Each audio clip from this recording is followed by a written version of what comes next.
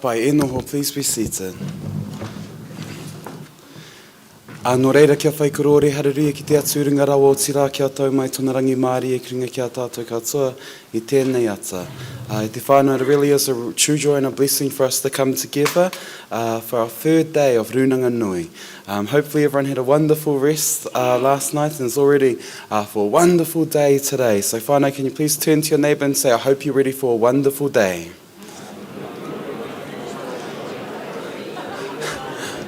Ka pai te whānau. And whānau, if you could please turn to page 14 in your puka puka karakia mo te ata.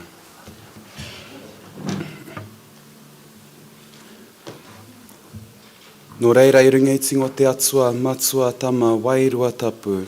Āmene. Whakatū whira tuhia o mātou nutu e te ariki. Mao mātou māngai e whakapai atu ki a koe. Kia whakakororia te matua, te tama me te wairua tapu. Ko te riti nei e te timatanga. A tēnei anō I nai nei. A ka mautonu iho. Ake, Āmine, tēnā tātou. Please stand for our opening hymn, which is Arahina e Ihoa on page 33.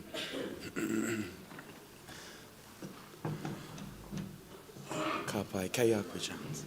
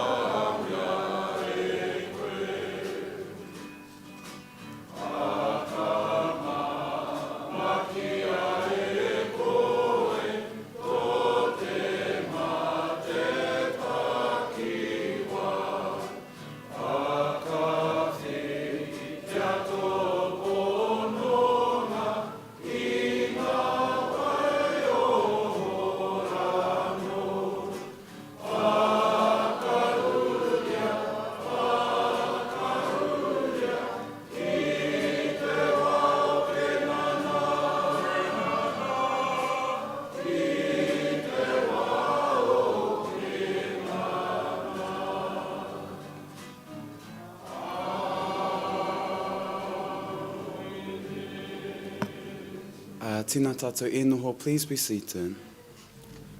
And our service continues on page 14. Kua hipa te pō, kua hura mai he rāhau ki mui a tātou, kia kotahi te inoi a te nākau me te henina ro.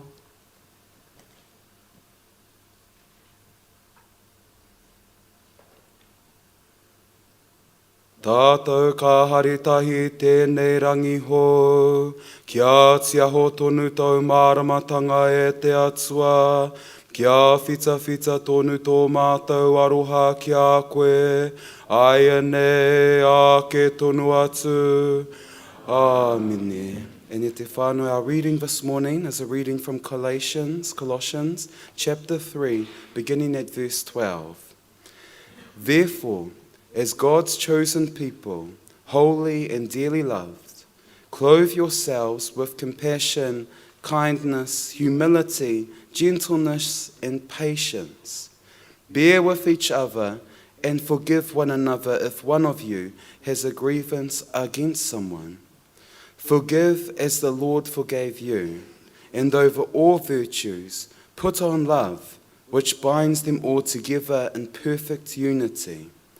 Let the peace of Christ rule in your hearts, since as members of one body you were called to peace, and be thankful. Here ends the reading. And now I'd like to invite our distinguished Professor Kwok Pui Lang to address us again this morning.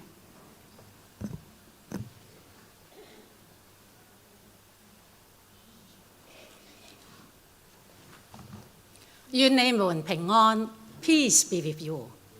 願你們平安 ，Peace be with you。Today's reading is taken from Paul's letter to the Colossians. This is in the city of Colossians in Asia Minor that there is this small Christian community. What was the reason that Paul needed to write to them? Guess what? Because they were quarreling. They had a controversy. They could not come into consensus. That is why Paul wrote to them. You may be curious. What was the controversy? What were they arguing about? Wow, deep theological truths. They were arguing about Christology, who Jesus was and who Jesus is. So Paul wrote to them. In fact, let me remind you, conflict, controversy was not new in Christianity. Conflicts were there since the beginning. Did you remember once the disciples were quarreling?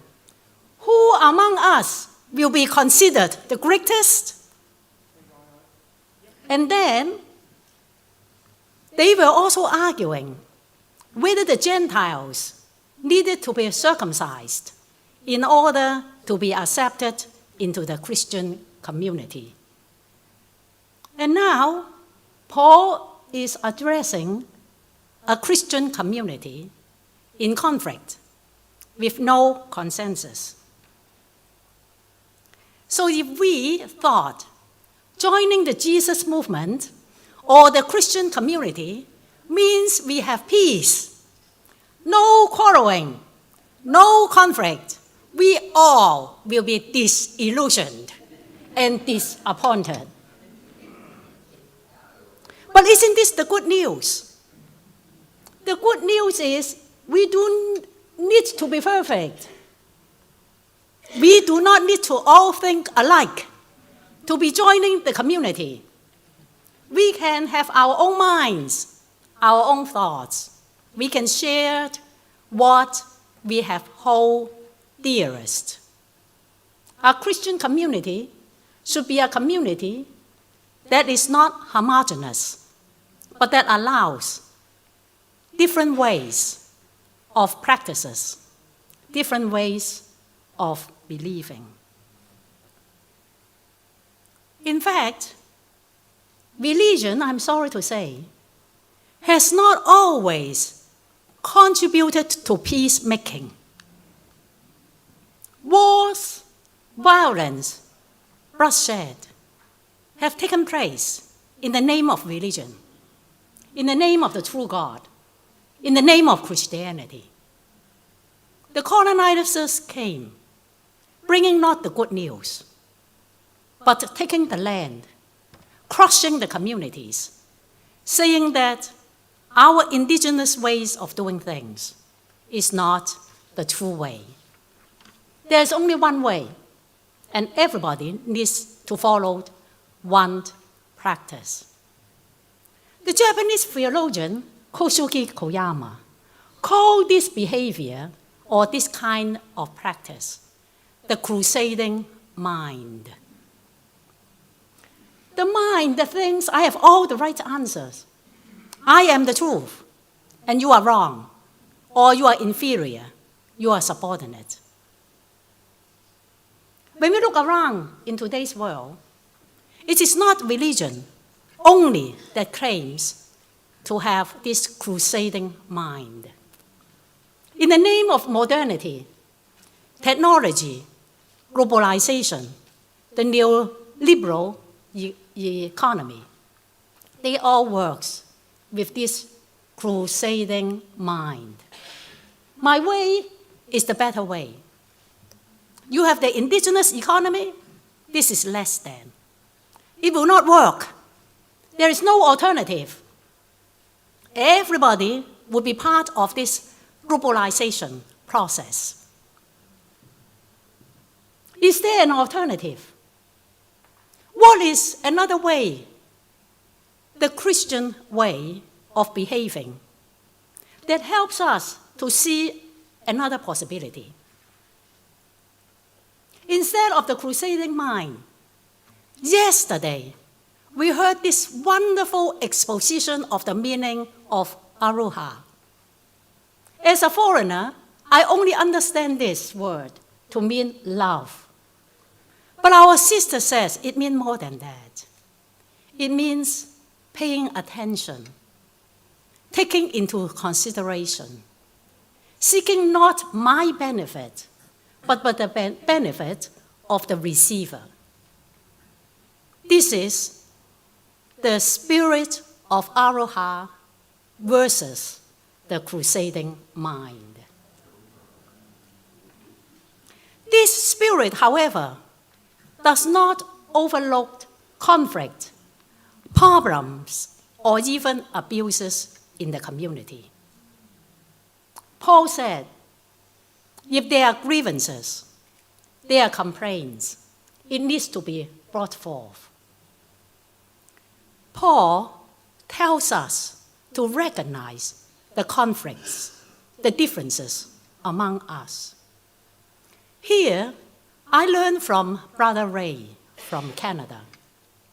Yesterday, we heard that Brother Ray has been doing community-based theological education, helping the communities who have experienced abuses, especially from the residential school, to address how they can survive with dignity and with freedom.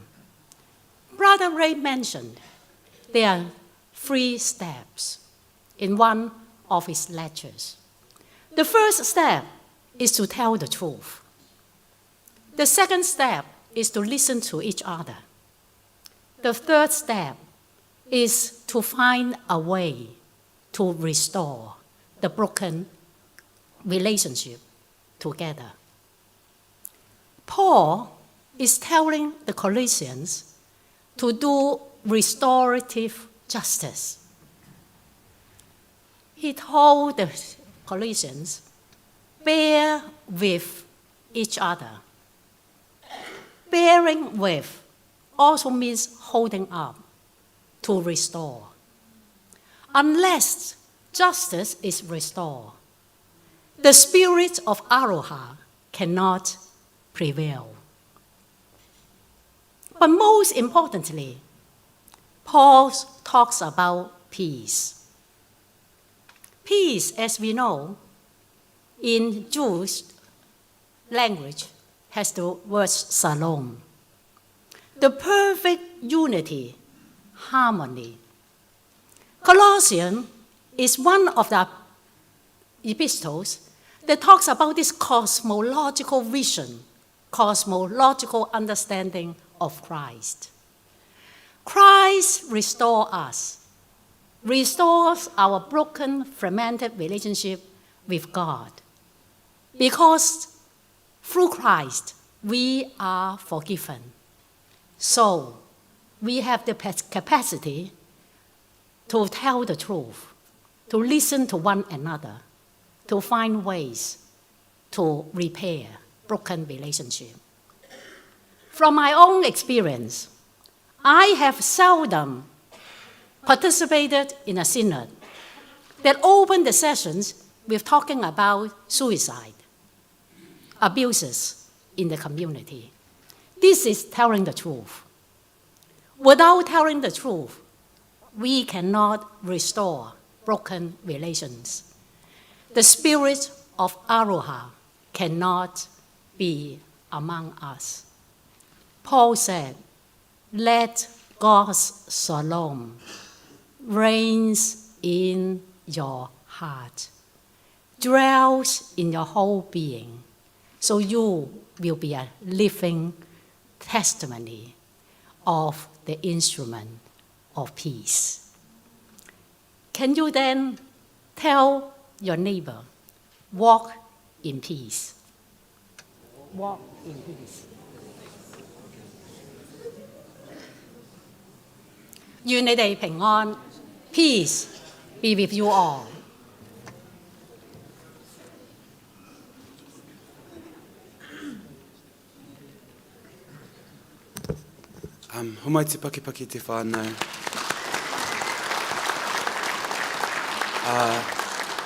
Ai ki a koe te maraikura. No. Sorry to interrupt you, my minister. Professor, we actually want to repeat that process, if we could, to make it last a little bit longer. So if I can impose on you to please come back. If only so that we might take a moment to bless you in the way that you've blessed us. E te māreikura, e te rua wahine o te whakaro, rūruku ki ngā mātauranga hōhonu o te paipera tapu o te karaipitūre tapu. O te atua, ko rangatira mātou i a koe. I tō kōrero me tō kauhau ki a mātou. I tēnei rangi, me ngā rangi kua pāhure nei. Nei te mihi atu ki a koe Puilan, mō e tiaki i a mātou, me te kupu kōrero o te oranga ake, o te rongo pai. Professor, you have done us an incredible honour by even being here and traversing the vast ocean of Te Wananga Kiwa to be with us in this place. You may be diminutive in one manner of speaking, but you've been for a long time one of the grand intellectual giants of our faith tradition and a champion for justice and for post-colonial thinking. Your words have honoured us and blessed us, and in return we offer you something small, our aroha and our thanks for all that you have done. Nei rata mihi atu ki a koe, Professor.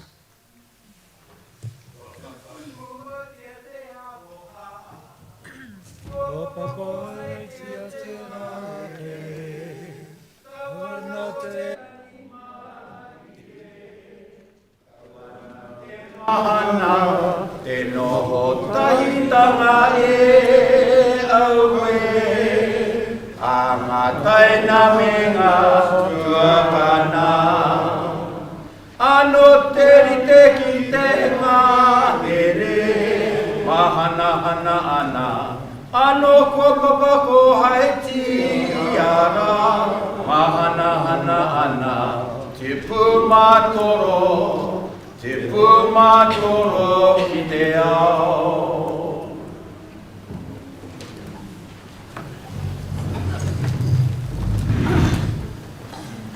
Kapai te whānau. Whānau, as we continue to feast with our minds on that most bountiful garden offered to us by the professor this morning, let us join together in praying the Lord's Prayer. Nō reira, kia noho ihoa ki o koutou. Kua kona nei tātou e tō tātou ariki, ka ino e tātou, e tō mātou matua i te rangi, kia tapu tau ingoa, kia tae mai tau rangatiratanga, kia mea tia tau e pai ai ki runga ki te whenua, kia rite anō ki tō te rangi, Ho mai kia mātou aia nei he taro mā mātou mō tēnei rā. Murua o mātou hara, me mātou hoki e muru nei o te hungai harana kia mātou. Oa hoki mātou e kauia kia whakawaia, engari whakorangia mātou I tiki no hoki te rangatiratanga, te kaha me te kororia, ake. Amen. And tino mo te ata on page 16. E te atua e tiore nei nā manu, e whiti nei te rā, e ara nei te tangata, e kore nei te tinana, e hihiko nei te wairua, paua ki roto ki a mātou te whakaaro nui, me te whakaaro pai, kia murai te ahika o tō wairua tapu, kia rite ki te hio te rā, Mauri ora e te kraiti, te korahautu, o tō mātou korati waka. Amene I te pō, I te ao, I te pauri, I te hari. Āwhinatia mai mātou e pā, ki te whakapono ki tau aroha, ki te mahi ki a koe, me te whakanui tō ingoa, I roto I hu karaiti, tō mātou kai whakora.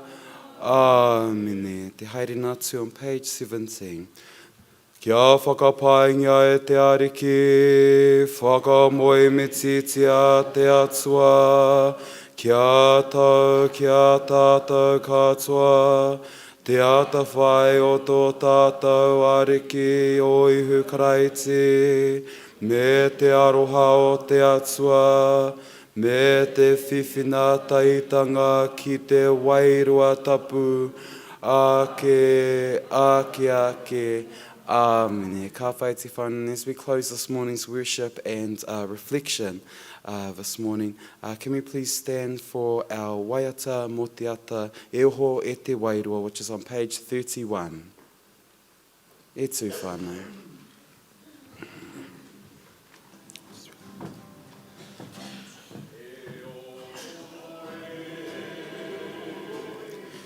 Te wairua.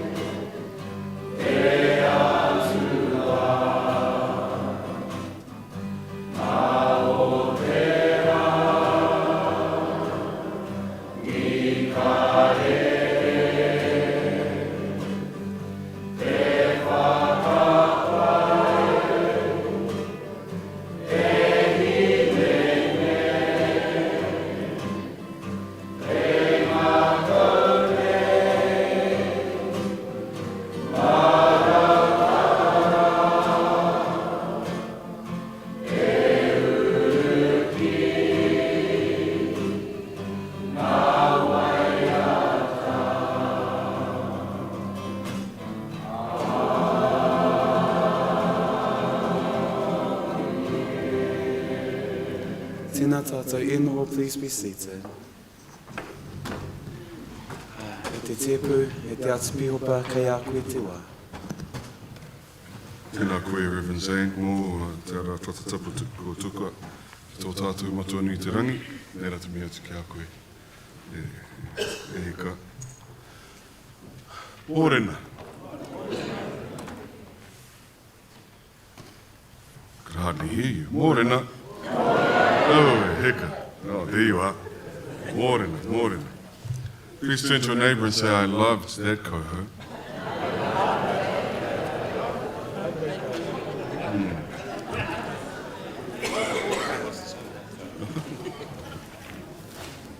No, we don't want to know about the rugby this morning. Heka karo hatu ki tāria. Bueno, tata. Let's make a commitment after this Rūnanganui. There will be no more boring coho in Te Piopotonga Aotearoa. Tēnā hoki koe, Reverend Pat. Tō coho o mua atu I tēnei karakia.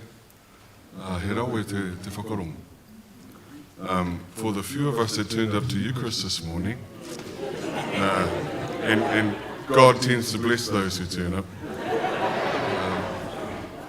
Reverend Pat, really enjoyed your coho this morning. It was a wonderful summary of all the coho we've heard over the last few days. So it did my heart glad to know that somebody was listening. So, tēnā koe pāhauera, tō coho kia matau I tēnei ata. It's whānau, we're going to be turning now in our program, staying in the Wananga mode. And we'll be moving to a kaupapa that has to do with, actually it makes me feel a little bit uncomfortable.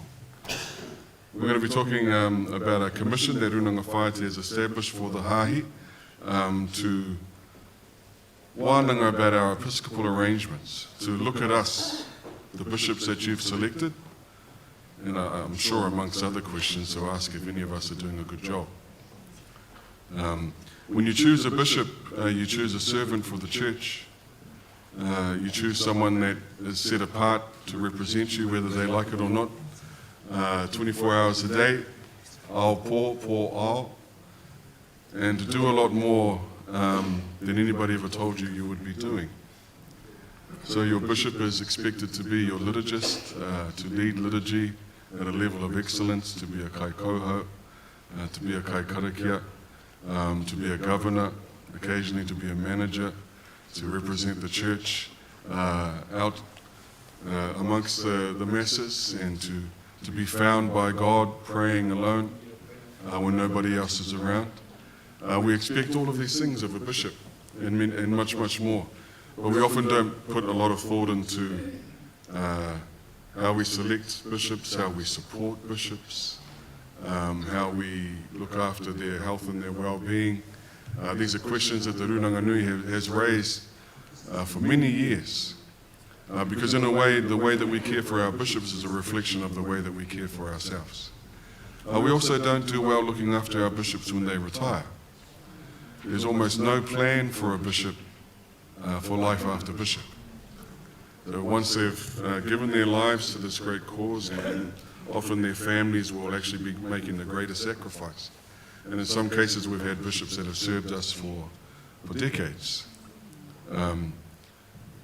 When their time is over, it's over, and we don't see them anymore. So this is some of the kaupapa that we'll be traversing. But in a way, it's a reflection of what we all expect of the ministry of the church. What do we want the church to look like? What do we want our coho to be?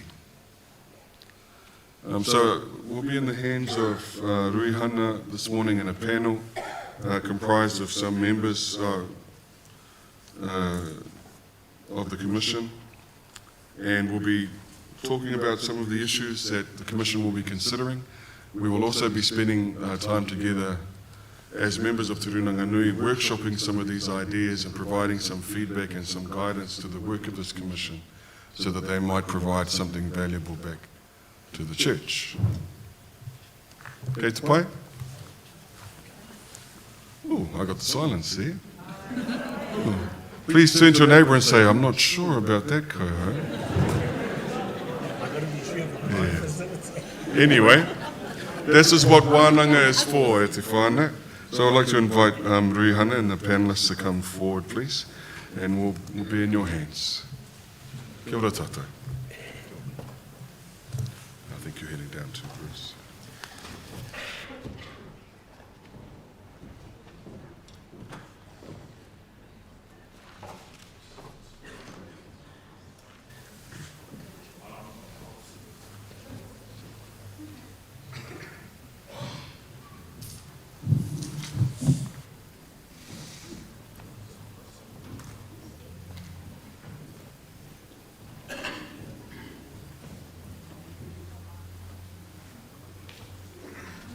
Hello. Finally get to sit in this chair.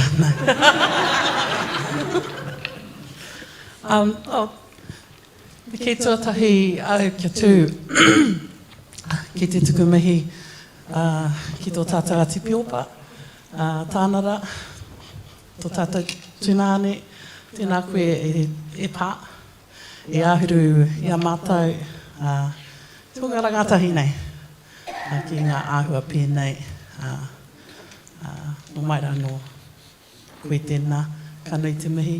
O tērā, ki tō tātou piopa Māori, tō tātou koro ngārahu, tēnei te mihi, tō tātou paua rihari, nei rā te mihi, me tō tātou whaia waitohi ariki, tēnā koe, tēnā koutou, i whakai mai, i tautiko tia ngai koutou, kia mātou ki tō tātou nei ati piopa.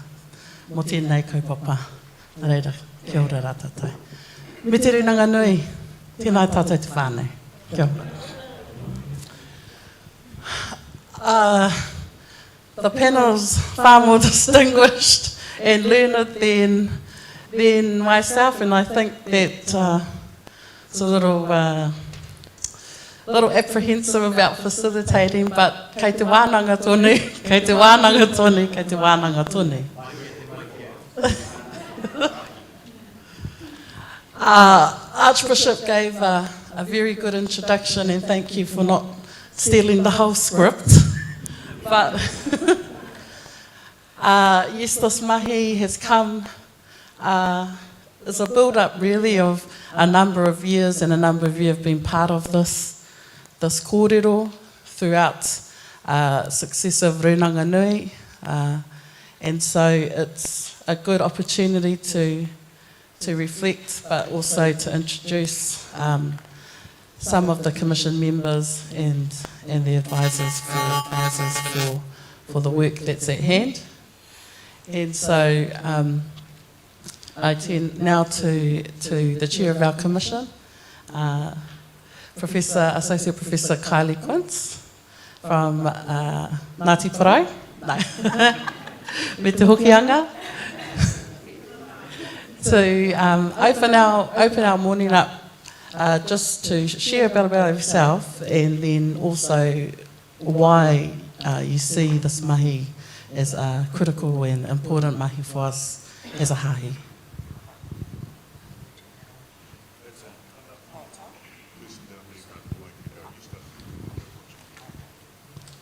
Morena koutou, rauranga tira mā, ngā pihopa, tēnā koutou, te pihopa matua, tēnā koe, ngā hau e whā e mihi ana kia koutou. Ko waiau, ki te taha tōku māma no hokianga hau, ko kai atu whetū te maunga, ko waimamaku te awa, ko kura haupo te waka, ko ngāpuhi te ui, te roroa, Ngāti korokoro, ngā hapu, ngā whakamaharatanga te marae. Ki te taha tōku pāpā, no te tai rāwhiti ahau, ko hekurangi te maunga, ko waiapu te awa, ko Ngāti Porou, Ngāti kahununu nā iwi, Ngāti rangi, nā rākai pāka ngā hapu, ko rāhui te marae. Morena tātou, thank you, Rūhana. As Rūhana said, my name's Kylie Quince, And just a little introduction to me in terms of this mahi. So this is what happens when you think your cousin Hirini is taking you out for a free breakfast. There is no free breakfast. And in a very ominous tohu, the free breakfast was actually on the day of the biblical Auckland floods. So that's hopefully not a portent of, in relation to the Commission. So the reason I've agreed to take on this mahi, so in my day job, I'm the Dean of Law at AUT Law School. So I have I've got a giant of the law sitting next to me here in Bruce Gray. But the limited skill set of a lawyer that I can bring, hopefully, to this mahi is that we like to work with words and language. So the first thing I did, of course, was I looked up the etymology of bishop in Episcopal and the overseer role that the Archbishop just talked about in his introduction in terms of the role of the ministry and leadership of the bishop. But lawyers like to work with words and structure, so I hope that what I'll be able to do in the Commission is to workshop with you, to Wananga with you as a hahi, to hear from you as to what you think in terms of those 5 po that we're going to talk about, in terms of building your whare for the flourishing of the bishop leadership within the church. My hononga to the church, so my mum, Jenny, has for many years been licensed to Bishop Kito in Taitokiro, along with many other members of my toi, Naira, Paniora, and Marsden and other whānau in the Hokianga, and of course my other relations on the coast down here. So I was christened in St Peter's in Hamilton and confirmed by Bishop Verco and Uncle Māori Marsden at the Holy Sep, and since then I'm a religious attender. I go at Easter and Christmas. So I'm not usually nervous speaking in public. I can talk to all of Pāremoremo, no problem, but I'm quite nervous speaking to a room full of priests on a Saturday. But anyway, I hope that I can add something. So in terms of the reason for sketching out that balance between my work life and the whānau life is to say that when Hirini asked me, I thought, why me? So for one, I think I'm an insider-outsider, if you like. So I have some inside connection to the church and some of the skills that hopefully will be useful in helping to strengthen those po and build your whare for the flourishing of the bishop leadership. So hopefully that will be useful. My offsider, the deputy chair of the commission, is my dear friend Jeremy Hema, who decided to abandon me at the last minute. And that's again what you get for trusting a lapsed Catholic from Panguru. Anyway, I will make him pay back for abandoning me here today. But anyway, that's an introduction. Kia ora tātou.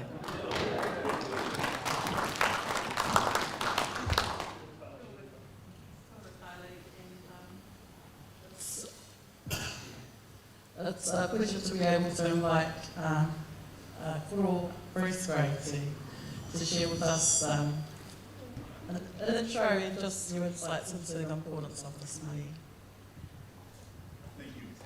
Thank you for that introduction, Rihana. I have to say you introduced yourself talking about distinction or lack of distinction. The dimension of time is important. In time, that will be you. Sisters and brothers, I don't like talking about myself, and I've been around long enough that I'm just part of the furniture. I think you know me. Can I put my time into talking about the mahi a bit?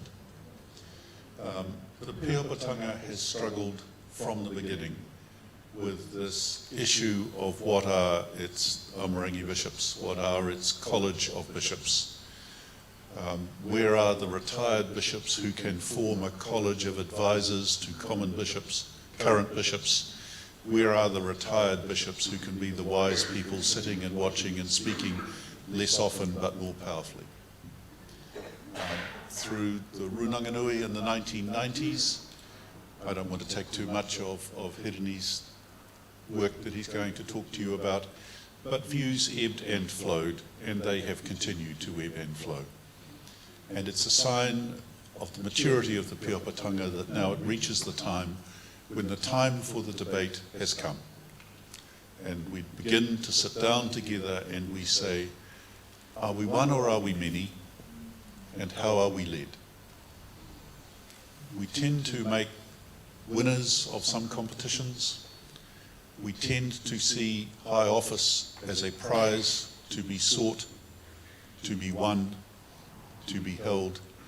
But as Archbishop Don told us, it's not a prize, it's an opportunity to serve. Bishops, like everyone, are under authority.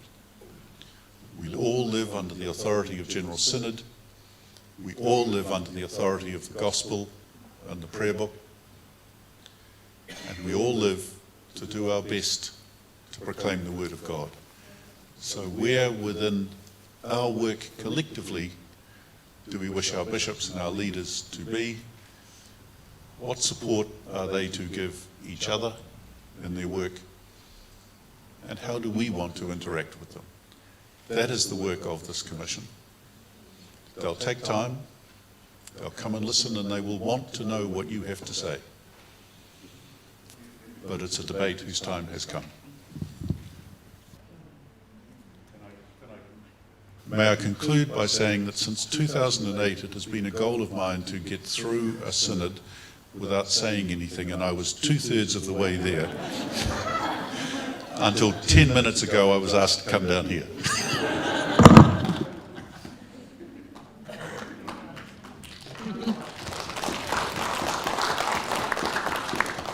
Kia ora, in our final panelist, I'm having great pleasure in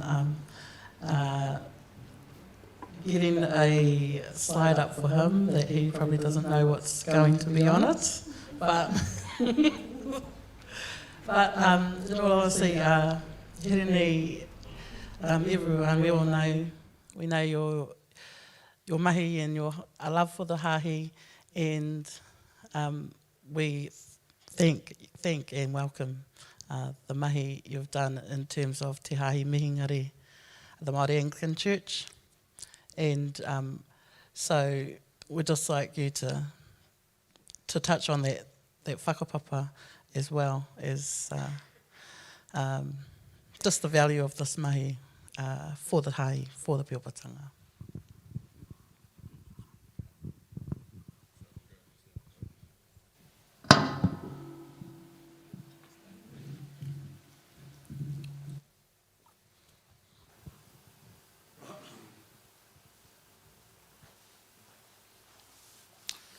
Ai te ati piopa, tepu, ai a kurangatira, e ngā piopa. Tēnā rā koutou. Yes, it's a huge honour again to be here. Kylie, one of Kylie's qualities, and I'm not going to say where it's probably from, but is humility. I know where it's possibly not from. Kylie is the first Māori woman to be Dean of a law school. So, o mai te pakipaki.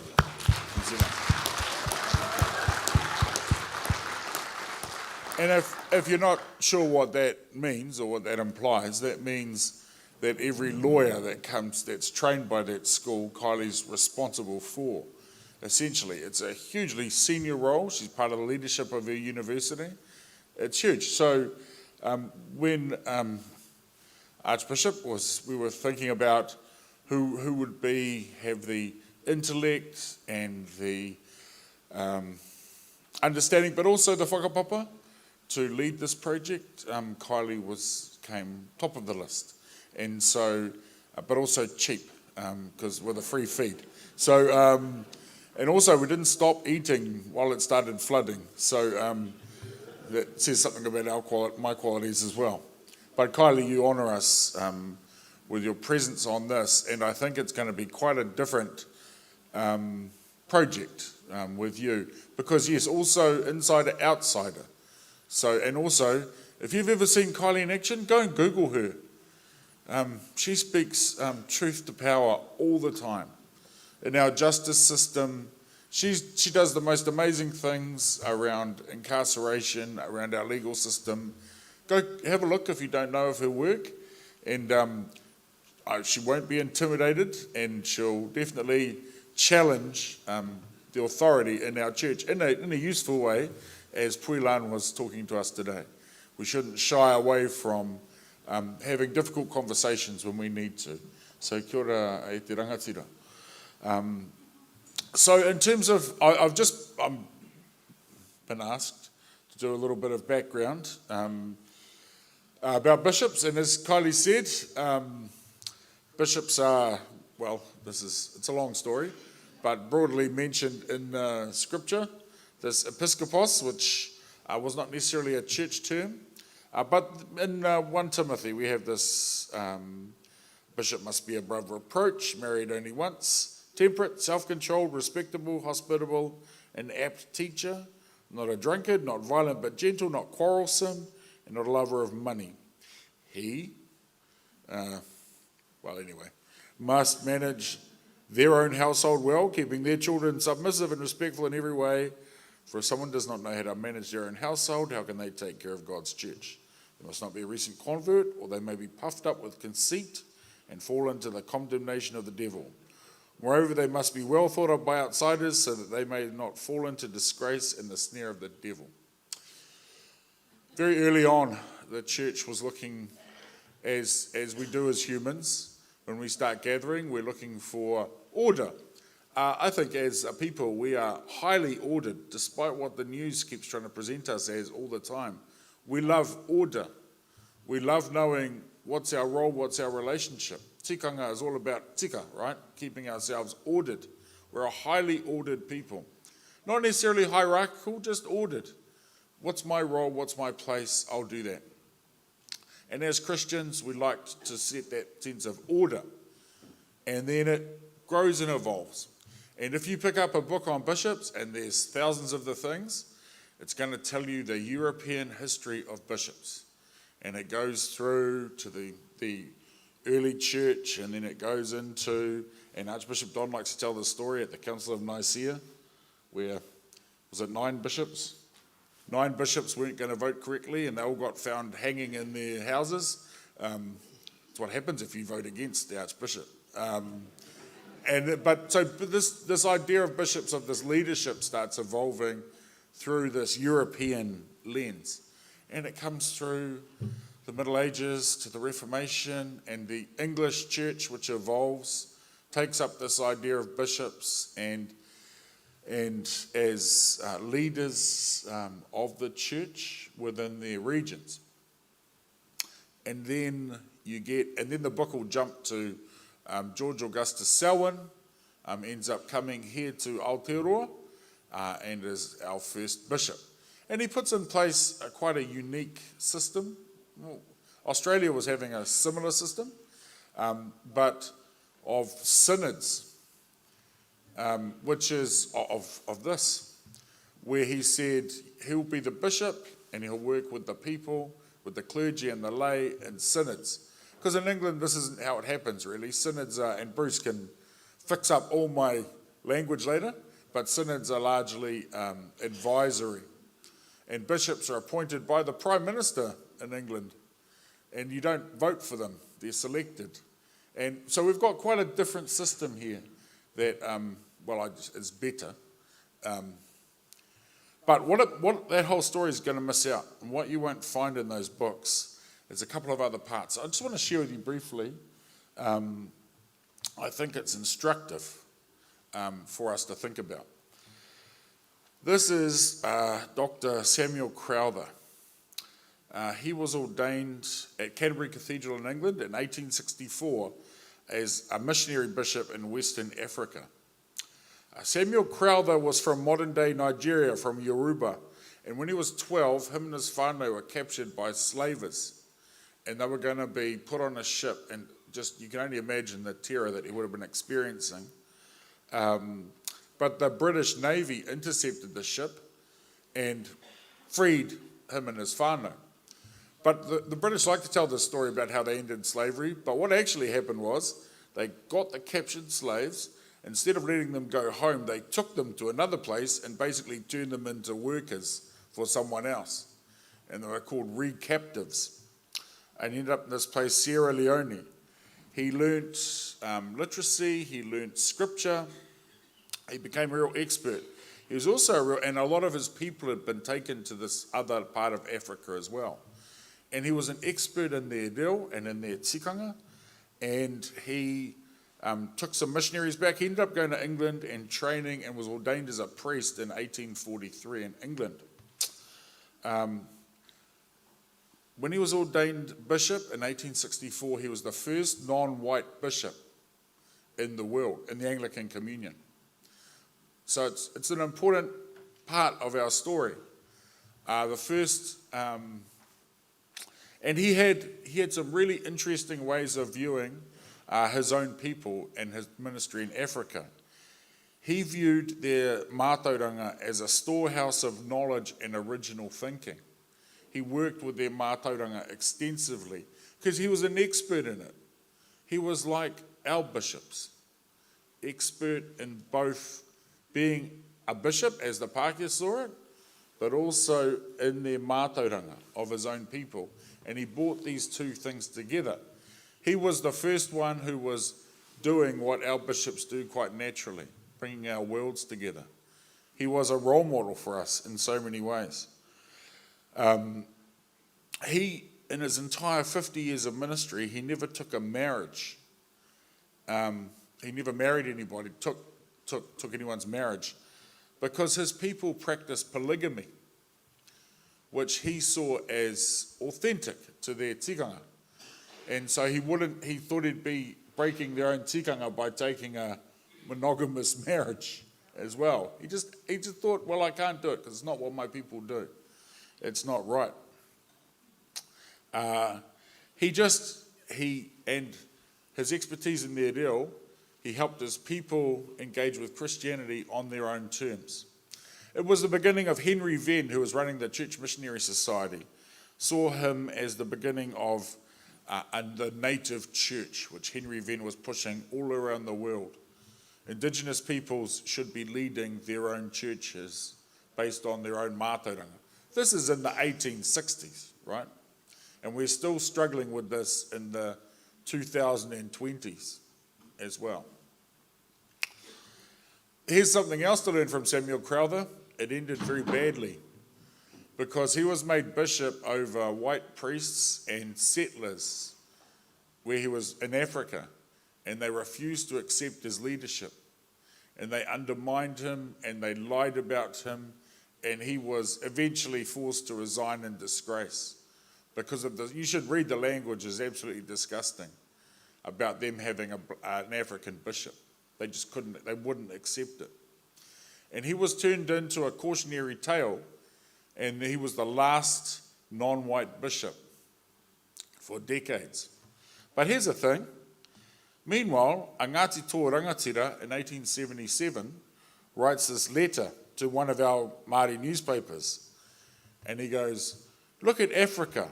Look at the Africans in that country. Their bishop was chosen from among themselves. How is it they have a bishop of their own race and we haven't got one? So we know about this African bishop, and we're asking, where's our Māori bishop at the same time? So it's a sad story in some ways, but also inspiring. But that idea, think about what our bishops have to do, as opposed to what the book says they have to do. The next non-white bishop was ordained in 1912. Our bishop, Viranayagam Samuel Azaria. Absolutely amazing man. He was from a lower caste in India. His people climbed up trees and collected coconut oil. And it was seen as lower caste work. And so his followers came from the lower castes in that Hindu society. He was just astounding. He went to the World Missionary Conference in Edinburgh in 1910. He was like, it was all about Indigenous peoples, this conference, about how to minister to them, about mission amongst them. There were like thousands of delegates, and I think 17 non-white people present in Edinburgh. Anyway, he does this speech, and he goes, he's talking to this room full of white people. He goes, you let us in, you say we can come into your heaven, but you won't let us into your sitting rooms. And they go nuts at him. It's great. He's just completely fearless. Bishop Azariah. He's speaking truth to them. And he's saying to his own people things like, this is his own writings, we must buy these, so India's full of white missionaries at the time, the Christians, the white missionaries all over the place. And they're running the show. And he says, we must buy these missionaries out by paying for the work of the church ourselves. He says we've got to be financially self-sustaining. He said we must make clear the difference between a real church and a church which was living merely as a colony of a Western church. So he's travelling the world raising funds for his own church, and he ends up, in Pakipaki, which is not far from here, in 1923.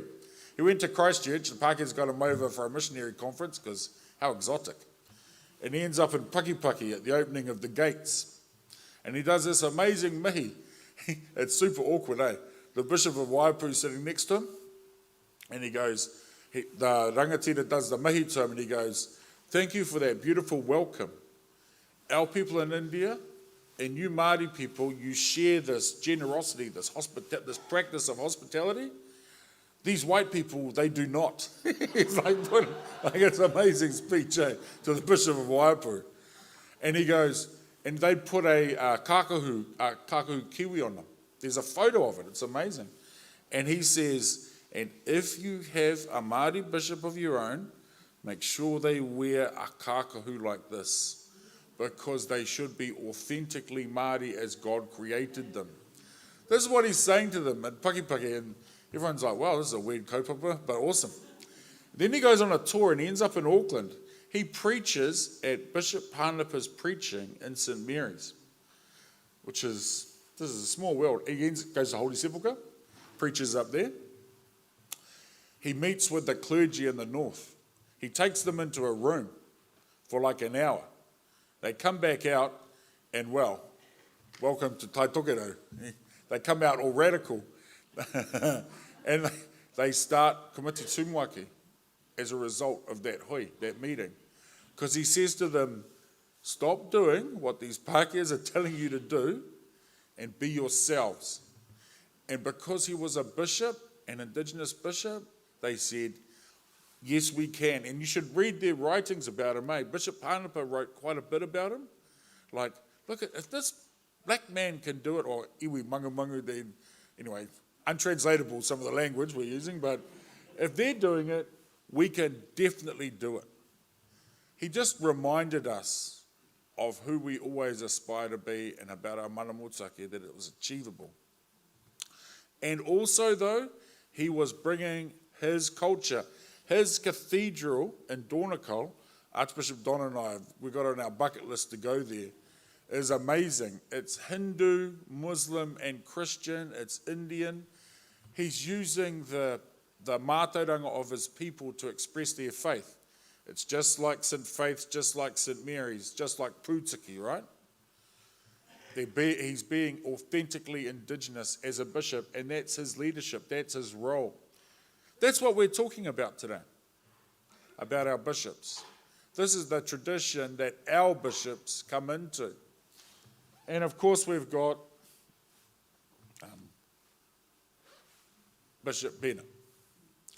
And then, so 1923, but the Pākehās also worried about rātana, because in Wellington Diocese, 2/3 of the mihinare swap over to Te Hāhi Rātana within about 3 years.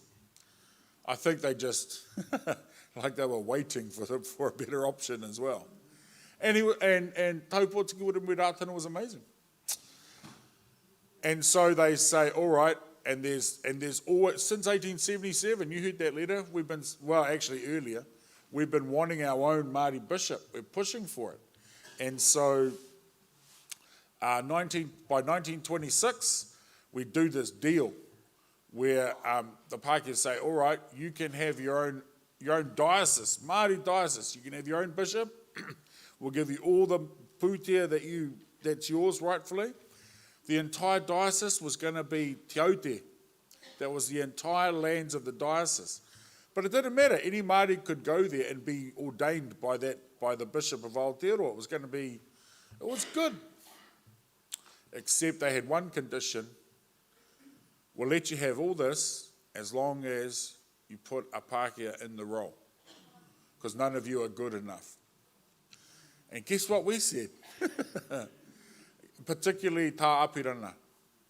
Apirana Ngata led the charge and said, in that case, keep it. We don't want it. We won't accept it because a Pākehā won't understand our heart. We need this bishop, this is according to Ngata, will be the nucleus of a movement and of an eventual organisation that he'll create gradually from below. The natural growth rooted in the Māori heart and mind and shaped to suit the characteristics of the people. That's what Ngata was aiming for here. Ngata and others didn't really care what Pākehā said bishops were. We knew what we needed from them. And we held out. And in 1928, we got a suffragan bishop to Waipu, which was really powerless. Bishop Bennett couldn't go anywhere, couldn't do anything. He couldn't even attend General Synod unless he was voted on by the Waipu people. And we didn't care. Because as Ngata said, he had the mana whakapapa. That's the term he uses. That's all we needed was the mana whakapapa for a Māori bishop. And so we had our first bishop, and time carries on. By 1978, sometimes I reflect on how patient we are as well. We seek order and we are very, very patient. 50 years we struggled, and in 1978 we got Te Peopatanga o Aotearoa as a full diocese. It was the 8th diocese in New Zealand, alongside the Pākehā ones. And we could go to General Synod and we could have our own bishop. And that still wasn't enough for us, because we only had 1 vote out of 8, and we were still pohara. No, that still hasn't been fixed. And so by 1990, 1992, we have to Pauhere the Constitution, which gives us our full mana motuake, and yet we're still part of one church. And we have Peopa Whakahuihui as the Bishop of Aotearoa, and the first thing that we do is we say, right, we're going to have 5 amorangi, and they decide, all right, this is the shape of it, and then each of those amorangi is going to have a Peopa amorangi, a bishop in them. And Waipounamu waits a few years because it needed a bit more time, and Peopa Whakahuihui stayed on as the Bishop of Manu o Te Wheke as well. He held both those roles. And we went through, but as Bruce has alluded to, and here's where I'll kind of stop, because after this, lots happened. There's lots of differing understandings of what happened after that, and I don't think it's really one person's point of view. But very quickly, there were different understandings as to the relationships, particularly between the Amorangi bishops and Te Peopa o Aotearoa. And that ended up with quite a bit of tension, and those of you who were present know I'm using a euphemism there. And it's also been challenging, but alongside that, well, yes, we acted in haste and got all these Amorangi bishops, but we never really put in place the support. We never really put in place, again, even retirement, because in 1992 we were all going to live forever. And now we're just getting to the point we have to sort this out and do that work around the relationships, around support, around selection, around all these things need to be addressed. Hence this commission, and hence our amazing chairperson and our panel members. And I'm not a panel member, by the way, but it's an honour to be part of this kōrero this morning. Anyway, kia ora, kia ora. how we didn't put anything in place. We did agree, a whaivamorangi, to appoint the Bishop of Aotearoa. And we had those electoral colleges at Ngaroa Wahia and in Nelson. Kia ora. Kia ora, yes, but we haven't, while we haven't had a lot of the pieces articulated clearly, we've done a really good job of keeping the waka moving forward. We've elected, yes, as Sir Selwyn said, we've elected 2 Bishop of Aotearoa since then. So, you know, it's not like it's entirely dysfunctional, but we know we need to do a lot more as well. But yes, I think we've certainly kept Piopa Aotearoa intact all the way through this and central, and we've got our other Piopa as well. So, kia ora tātou. But just that little bit of history with those bishops, just thinking about what we need and what we understand and where our mātauranga and tikanga fits within what's ahead of us. So, kia ora tātou. Kia ora.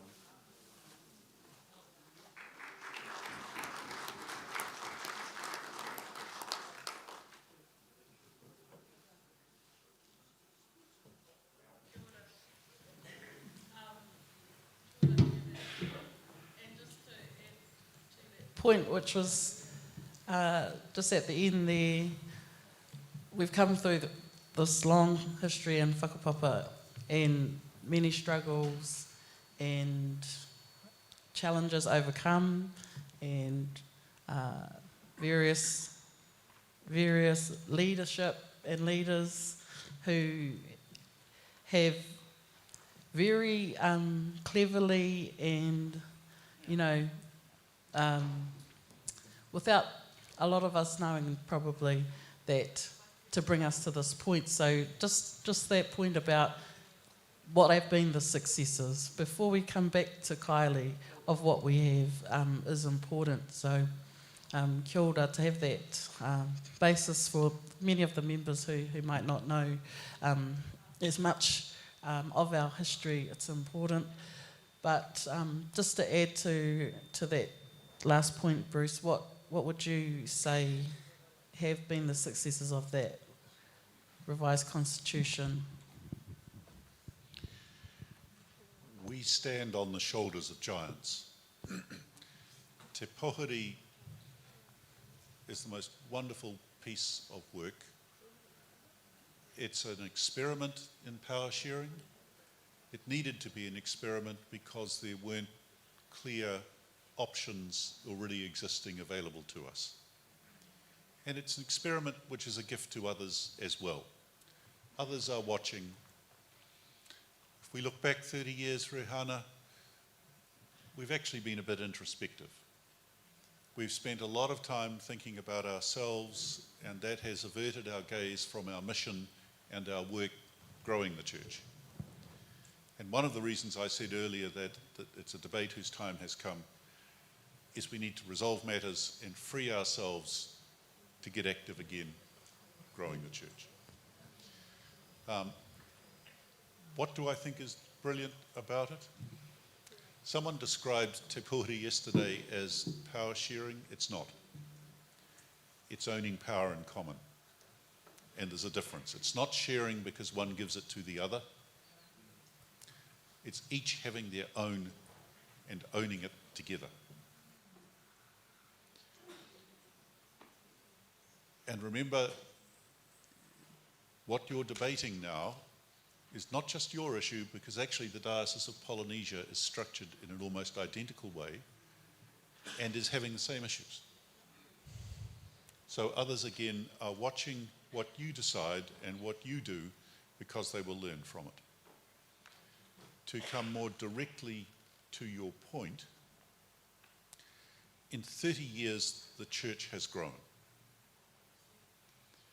In the 1990s, although Te Pohuri was in place, it was still a Pākehā-led church. It is no longer. The senior archbishop by service is now the Pihopa. Right. We are equal together in the way we do our business in General Synod, the way we understand our worship, the way we express our ministry in a way that we have not been before. And so I think we stand at the point where, after nearly 30 years, we are beginning to realise what Te Puhuri can be. And we are beginning to see what one whole church composed of 3 independent entities can be. I'm always thinking about the next issue. To me, the next issue is owning property in common.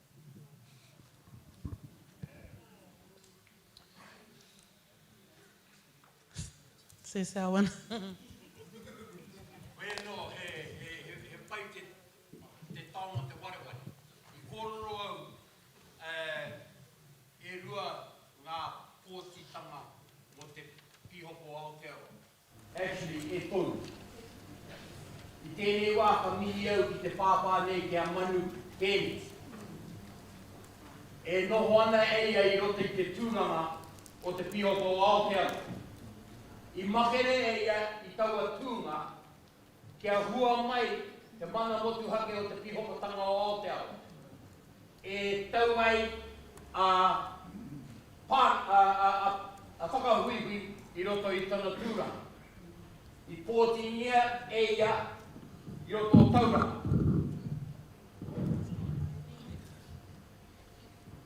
Ko te whakahuihui te pihopa tuatahi I makere mai I te panekoti o te pihopa o Waiaki.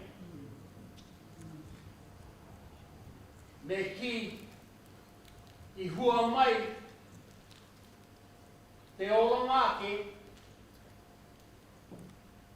te mana motuhake o te pihokotanga o Aotearoa me ona amorangi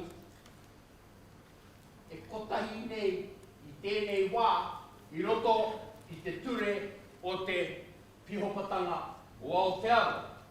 Aha koa tētahi o ngā pihopa o ngā amorangi kāre I konei I tēnei hui. Kia ora, says Alwyn. Ko tai te wā, the time has come. I think you were saying we have the time and opportunity now to fulfill that what Manuhia Peniti had in mind and all those that came after him. So tēnā koe. Turning now to koe Kylie, you sort of heard that backdrop and that build-up and with their understanding of the time and place we're in now, just what do you think is sort of the most pressing thing for us to turn to for this time of the hui, for the Rūnanganui, but in terms of getting this commission moving? Ka pai. So this is really the first date, if you like, for the commission, because we haven't had a chance to meet our tinana yet. So I really, and I know there was some desire to have some recommendations brought before this hui. I don't think that was realistically possible when we haven't met, and particularly, to hear from the wisdom and institutional memory of members like Tahiriwini, that's going to be invaluable. So I see this as an exercise in essentially strategic planning. So I know many, if not most people in the room are obviously not bishops by number, but you are the people that support and are the kaimahi for bishops. And often if you're a worker, you're tied up in the busyness of the day-to-day, and you don't often lift your eyes above the horizon to think about the mission. So I see this as what Hirini and the Archbishop have already laid out, is that this is about resetting and as Tas Elwyn has said already, remembering your mission. It's important to have that, as Hirini has said, to have it articulated clearly. Us lawyers, of course, like to have things written down, and that's useful. So it's kind of what I would think of also as a systems review, that this is, and I'll give an example. I chaired a desktop systems review for the police this week, and what that means is it was a complaint or raru that came out of a poor outcome, not an unusual thing, unfortunately, for a group of rangatahi Māori who were poorly dealt with by the police some months ago. So a desktop review is a review. It's not about a face-to-face reconciliation or restoration between those whānau and the police. It's about the police holding a mirror. It's a reflective exercise, holding a mirror up to their own systems and working through the systems.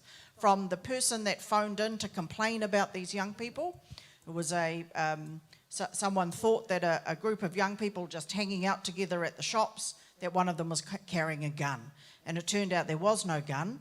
But the review just goes through the processes from someone calling in to say, I think one of these young Maoris has a gun, through to dispatching the police, how their tactical choice of weapon. They turned up with guns, freaked everybody out. When they figured out that there was no gun, they left those young people there. So the desktop review is going through all of the systems to say, what did you do correctly and what could have been done better? Now, some of those things are about decisions that people make, the support they had to make those decisions.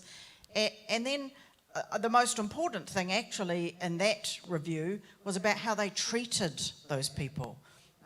So the police at the end of it thought, well, we did everything by the book. Well, by the book wasn't good enough. By the book left those whānau and those young people feeling whakamā, felt that they had this terrible ongoing relationship with the police. So it was actually about the relationships, which is of course one of the po that we're going to look at.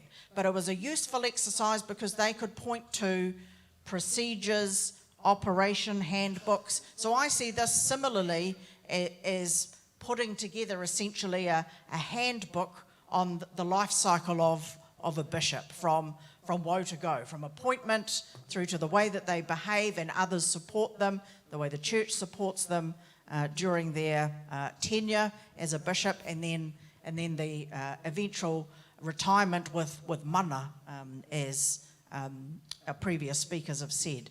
So that's the aim of the commission.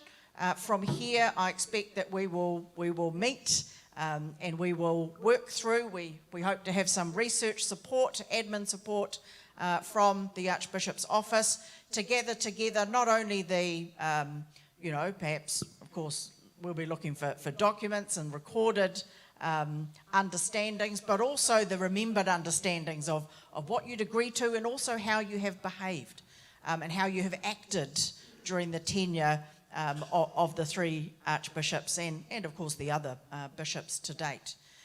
So that's where I see us going in terms of a work program, and to be able to keep in touch with all of you regularly, to be able to feed back. After morning tea, we'll have a Wananga, a workshop, so you can tell us your ideas in relation to some of the 5 po that are the core of this work.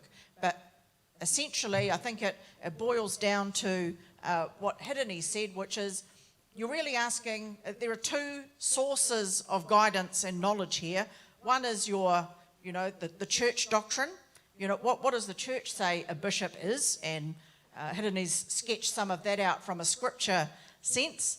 But then what does Tikanga and Te Ao Māori tell us? So how do you be, the question is not what makes a bishop, the question is what makes a Māori bishop. And of course in my work that I do, my whanaunga Matua Moana Jackson would say the same to us. The question is not how are you a good lawyer, what makes a Māori lawyer, what makes that a qualitatively different thing to make you authentically marry up those 2, the worldviews, your sets of skills, knowledge, attributes. And I listened with interest last night to the coho of Bishop Katene, and he gave that really common example, and I see Mum do this all the time, of course. You're called into the hospital, someone's about to pass. Any priest in the church can give someone effectively the last rites, but a Māori priest can do the tuku and that is something that is authentically Māori in your hāhi. So it's really asking those questions in relation to each of those po. What does good retirement look like for any bishop? What does good retirement look like from within a tikanga lens?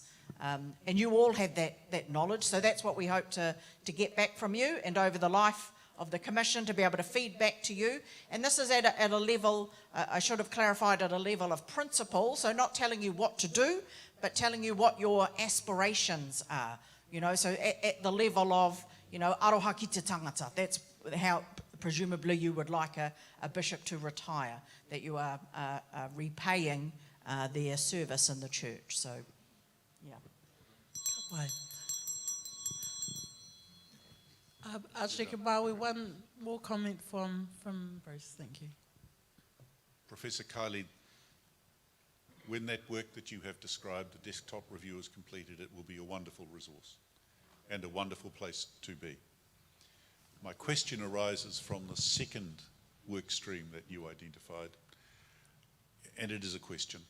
Are we not also talking about our relationships? Are we going to be centrally led by a college, or are we going to be separate? And I know that within our Amarangi aspirations differ.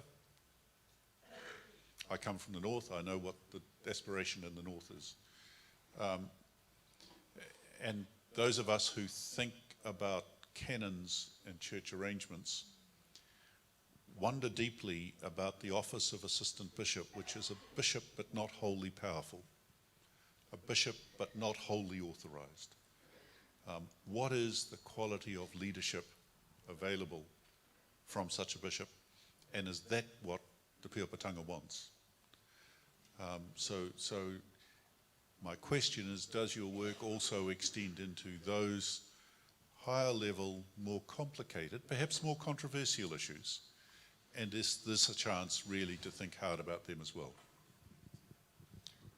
I obviously can't answer that other than to say inevitably it will, and one of the things that I think will be necessary for us to think about is, of course, I was going to start with inequity in terms of, but I don't mean inequity in terms of less than. I just mean the differences between the amorangi. Is there a one-size-fits-all in terms of the size of your of the mission? So that inevitably has to be taken into account. What is different about each of the amorangi? That has to be taken into account in terms of that structure and relationships. Yes. Just to bring to close this part of the kōrero, I think what we all want is what is best for the Pīopatanga, and so we're going to work through that. Kylie's leadership and the help of our wonderful advisors.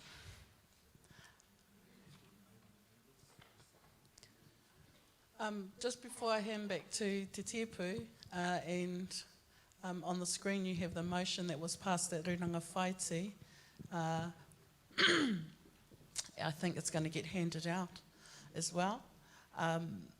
Just to announce the commission members, they were comprised of 5 appointees of the Archbishop and 5 appointees from the Māori bishops, and those members are Kylie Quince, Selwyn, Jeremy Hema, Emily Colgan, Archdeacon Susan, and Phillips. Wasn't sure, Aroha mai, got a double check on on Bishop Rahu's nominee. Ngida or Pierre, Archdeacon Michael, and Archdeacon Lyndon Drake. So those were the members that have been appointed. As Kylie said, they haven't had their first hui, but certainly that's the next step. If we could go back to the motion, and I will just hand back to the tipu before morning tea. Tēnā koe rui ana, tēnā koutou. Your koutou ko ki a mātou. Before we adjourn for morning tea, Archdeacon Maui has a couple of pānui for us. Kia ora tātou. Two pānui. So, can all the rangitahi delegates meet at table 18 during morning tea? Ko te pānui tuarua. The financial accounts for Te Pīopatanga o Aotearoa are available in the foyer for delegates only. Kia ora. Kia ora, tēnā koe Maui. Oh, sorry, is that it? I thought I'd interrupted you. Kia ora tātou. Ka hiki te hui mo nānei mo te wākapati. Ka tua no hei te kaumatahi karaka te haora. We'll stand adjourned now for morning tea, and we will reconvene at 11 o'clock. Ka pai? Aroa mai, oh, sorry, one further pānui just came. If the executive of Kāhui Wahine can meet together at morning tea, ngā mihi, Susan. And sorry, 96-17 to the All Blacks.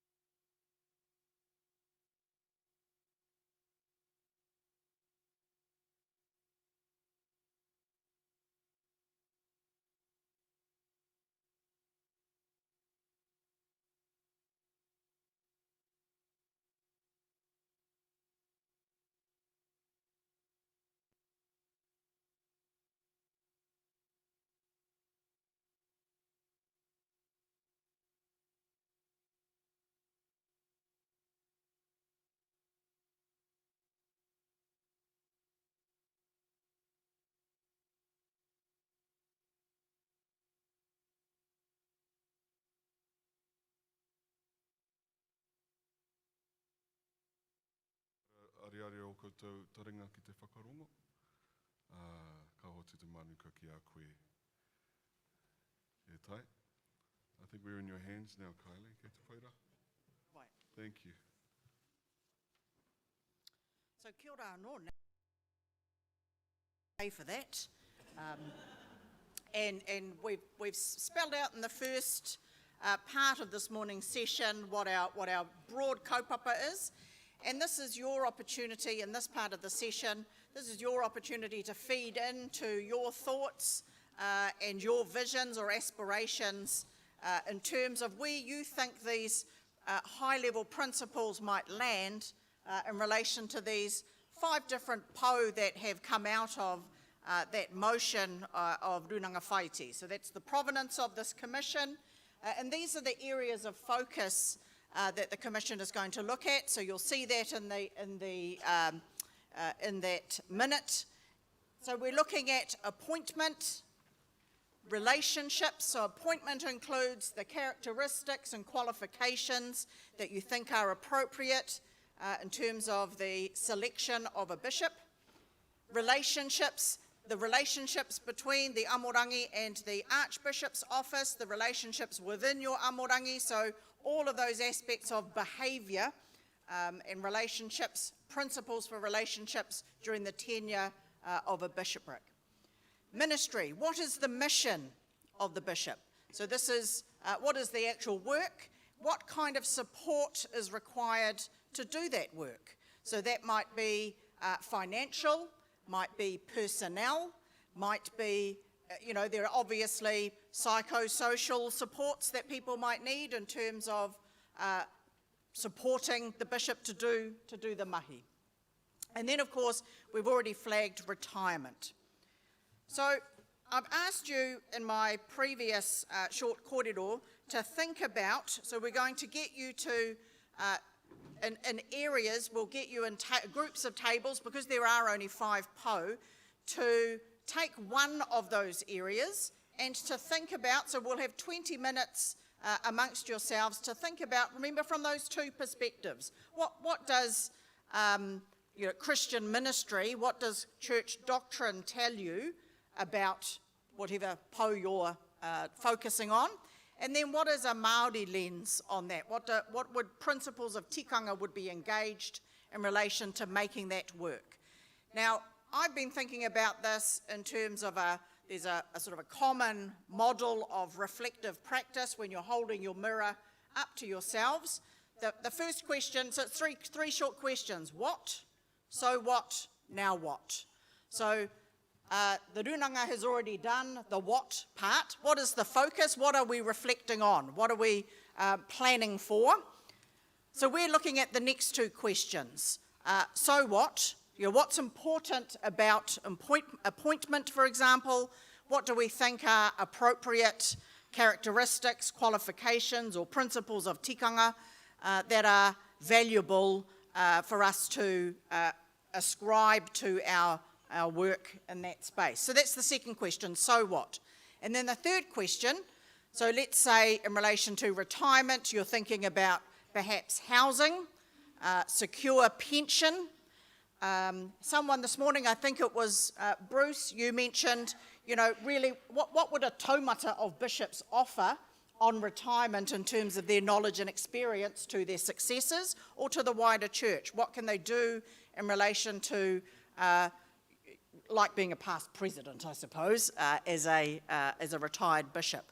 So what support, so the so what and now what question, now what is the resourcing question?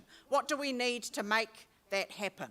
So buy houses, provide pensions, where does that, you might not know the details of where that comes from, but just at a high level, what do you need in order to make that work? So remember, we're thinking about, again, our overall goal is what does good look like? Now, you'll have some experience, perhaps, of what does bad look like, but what does good look like? What does good retirement, good support, good ministry look like? That's your goal. And what do we need to make good happen?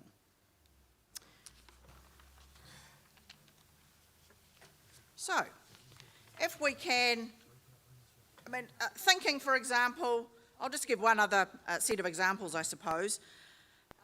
In relation to, say, the appointment of a bishop, there will be, as Hidani has set out already this morning, what does church doctrine say in relation to qualifications of a bishop? All I remember is can't be an alcoholic, can only be married once. But what does tikanga Māori say? Now, tikanga Māori is not going to say anything specifically about bishops, but Te Ao Māori does have there's a very strong mātauranga around Māori leadership qualities. So just to borrow, for example, from one of my colleagues, friends from down this way, Ngāti Kahununu, Shelley Spiller. So she's done work, for example, on Māori leadership, and some just to think about in terms of appropriate qualities. So she's, in her recent research, nailed it down to these 5 qualities. A good, effective Māori leader. Kia hauora, so being healthy, and thinking about health in that holistic fashion of obviously physical, financial, social and spiritual health, cultural health. So kia hauora, kia hono, to be connected to your peers, to be connected to the people you're ministering to, so that connection, so whakapapa. Kia pūrangi aho, to be clear. This is about, again, certainty as to your mission, the remit. What is your job? What are you being asked to do? It's very difficult to evaluate good if you haven't set out what the standard or thresholds are. 4th quality, kia tau, to be grounded, to be settled. Again, and that might come down to some of the other intersecting po. So it's very difficult to be settled if you are unsure that you're going to have appropriate support, that you're going to be looked after on retirement. So kia tau. And number 5, kia marama. So to be informed and knowledgeable. So again, that obviously intersects with the ability to be tau, to be settled, is to know, be clear in terms of expectations and what's required of you, what's going to happen next. So that might be a starter in terms of a set of principles for what would a solid Māori leader look like.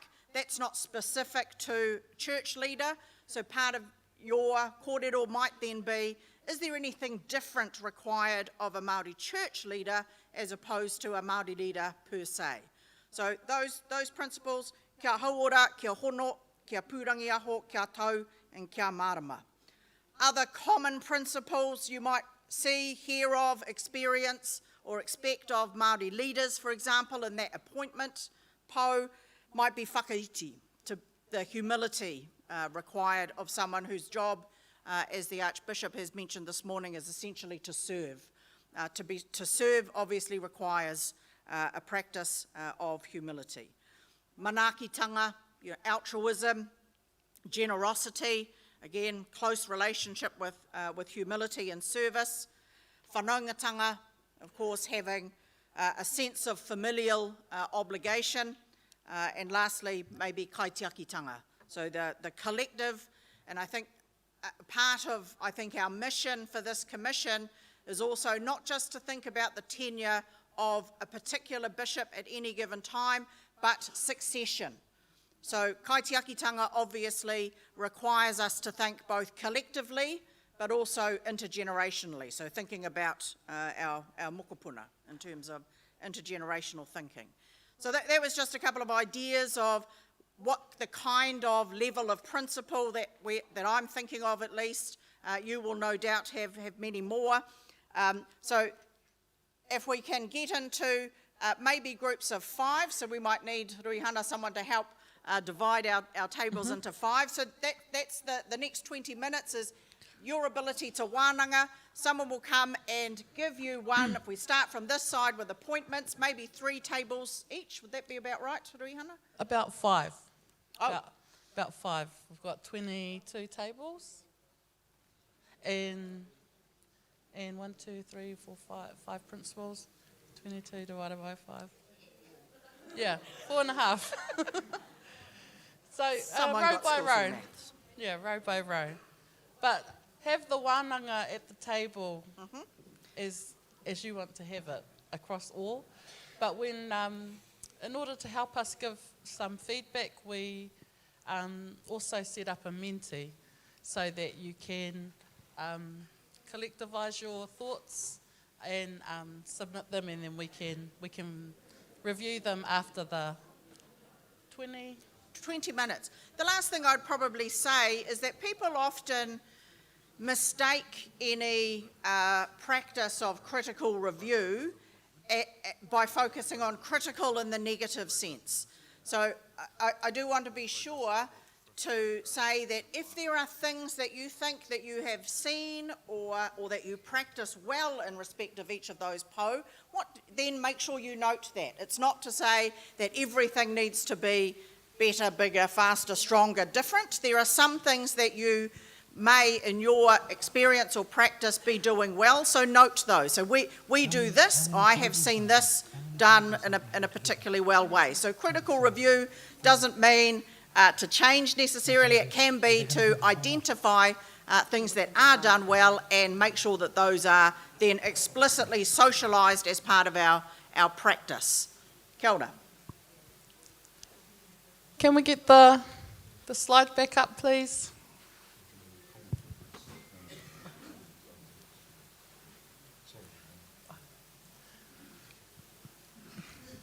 Just to clarify, if we can go row by row. So row 1 to 4, doing appointment. Row 5 to 9, the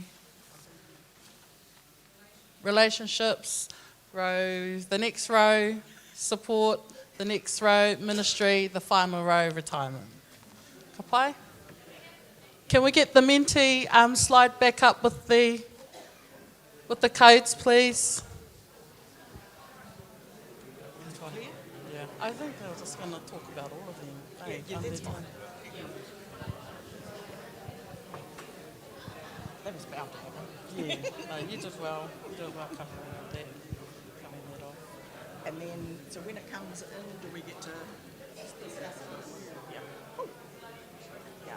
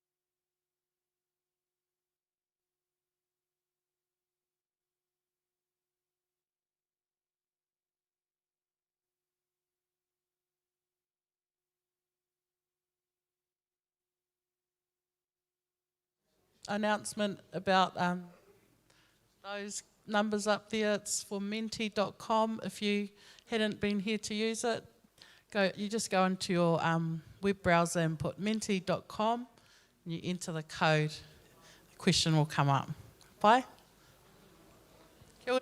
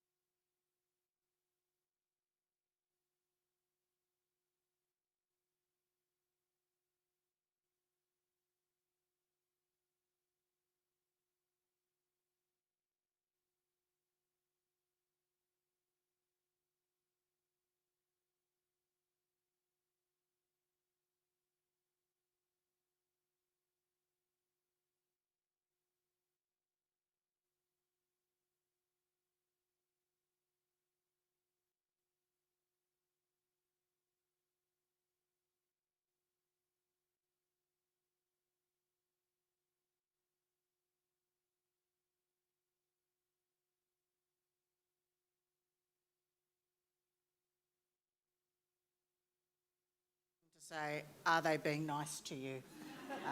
So I've taken a photo of you all. She's on her way to Kaikohe, but she'll turn around if you're not. So, you all looked well behaved, as did I. So kia ora, thank you. I hope you had a chance to have a discussion about one or several of those pou. And I know some people have fed back into the menti. I'm saying that like I know what it is, but I don't. But let's see if we can get that tech going. Here we go. So we'll have a few minutes. We've got a panel in just over 20 minutes. So let's have some time to hear from you in terms of, and so you can share with the room. Menti means that this has all been recorded and captured, so the Commission will keep your whakaaro here and use it to feed back into our next steps. So we'll start with appointments. And so for those of you at the back, this says there were 15 responses, which is great. So first up here, we have Amorangi-led, nominated and supported by their people. From the people, by the people, for the people. So a theme there. No age limit, a tikanga process for appointment, such as pōhiri. Sitting a kānohi, looking at the face of those choosing. In a wharenui till the choice has been, it says mad, there's a Freudian slip, I think you mean made.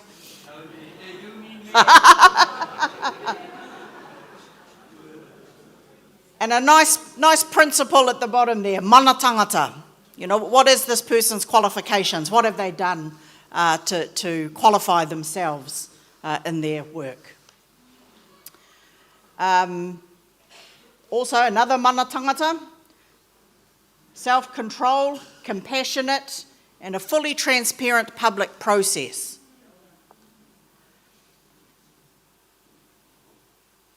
Recognition of pā life.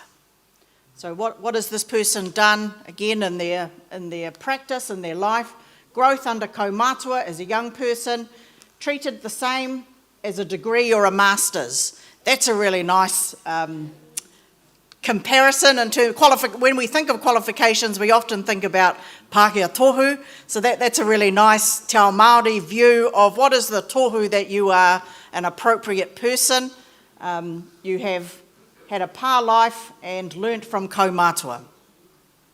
More women, no Pākehās, authentically Māori.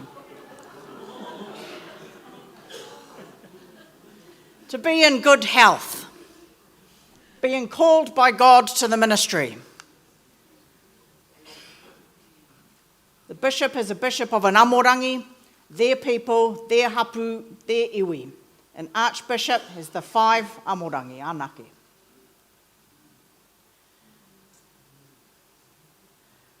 Kānohi kitea, pātaka, wairua, ngākau, māhaki. Kia matatau ki tōna ao Māori, ki tōna reo Māori hoki. So knowledge of Māori things, of Māori language, the ability to delegate, knowledge of the Bible and of Christian doctrine. Would anyone like to speak to any of the people that responded to that, would like to speak to their whakaaro from their table? Kia ora. Mātau o tēnei taha, e puta atu te whakaaro le mo te mana tangata. E hoki ana taku whakaaro o te tūranga o te kingitanga. Tērā kaupapa I tukuna kia huri haere te motu. Anaka taiki wera rangatira, wera rangatira, wera rangatira. Ko te kupu e puta mai, a ko tōku maunga ko mea. Ko tōku moana ko mea. Ana kai oroto, he hanga kai kei roto. Engari ko weni ngā mana tūturu I haere te kaupapa nei o te kingitanga. No te huri haerenga, ka tukuna. Nā te mea kāri tika ki aia. Ka tukuna kia haere te kaupapa nei.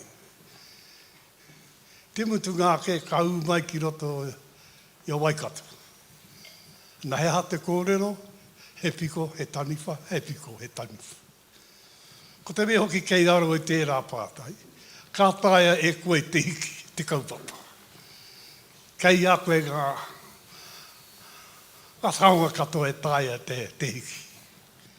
Nā hui ro tērā tāku nei i whanga i tērā kupu te mana tangata.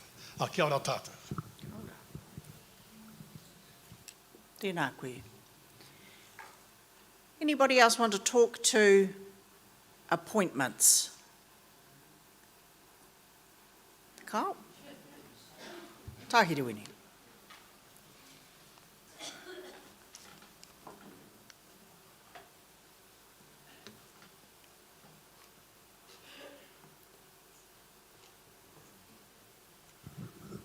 Ko te tamaiti i agono i te kāinga tauana. Aloha nui ki te tangata. Matatau ki te kauhau. Mālama ki ngā tikanga o te hāhi ki ōna tikanga hoki. He whakapapa. Nā reira, kārau hari te mea kārau i te rata. Ka kororo whakapapa, ko au kati ki te Pākehā. Mea he ka kororo whakapapa, mō heo tātou, ko ngā tāngata e tikana ki roto i enei tūnga, he whakapapa o rātou ki te whenua, ki te rangi, ki te taiao, o tētahi wāhanga o Aotearoa. Nā reira, he tangata whenua eia e mau ana i taua tūranga. Kia hiki i te wairua te iwi. Te reo o ngā mātua tīpuna. Kārau te ki me tohunga eia i taua reo, engari me mālama eia te whakatakoto i ona whakaaro i roto i taua reo, kei tōna taumata. Etahi o tātou whāia ki te taumata o te ahorangi o te reo. Tēnā pēa ka hua mai ko tēnā tangata, engari e hara i te mea koera tētahi o ngā tohu e tae ei te hau atu i roto i tērā tūnga. Kia mōhio ei ki te kaue i te reo o na mātua na tīpuna. He whakaaro nui ki ngā kaupapa. E harei te mea ki ngā kaupapa a te hāhi anake, i ngā kaupapa a te whānau, ngā kaupapa a te iwi, ngā kaupapa a ngā hapu, ngā kaupapa o te ao Māori, ngā kaupapa o te ao whānui.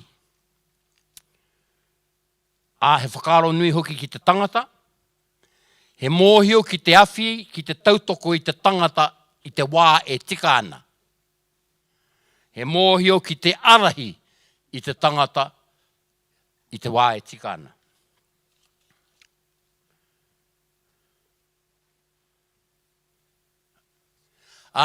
Ko ene i tikena mai i te kororo, i tāpiri mai i runga i te taputapu kai muara, i te terangi tā waiana, ko nā manu bene tēnei kōrero. Te kai a te rangatira he kōrero. Te tohu o te rangatira he manaki. Ko te mahi a te rangatira he whakatira i te iwi. Nāku i tango mai te rangatira ka mea te kai a te pihopa he kōrero.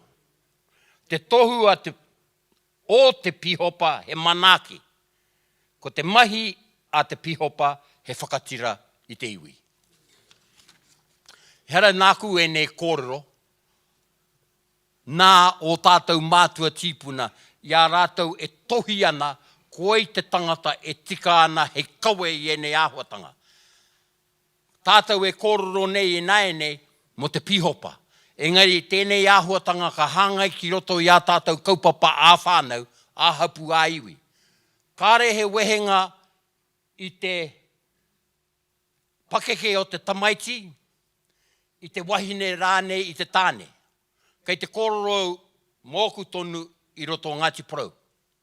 Me he mea kei te wahine ngā pukenga he kawe i te kaupapa, mā te wahine e kawe. Me he mea he tāne te mea e tikana he kawe i te kaupapa, mā te tāne e kawe i te kaupapa. So it's not about, got to have more women, no Pākeas, no this and that. Ko ngā āhuatanga e tāia tēnā tangata te kawe iaia i roto i tāna mahi, i roto i taua mahi, ko tāna e tāia te kawe i te iwi, i tōna taha, ki mua ki aia, i ngā taha, tai a whionua. Ka wei hoi tērā. Kia ora. He'd run a tough job interview if you were applying to be a bishop. Who wants to apply?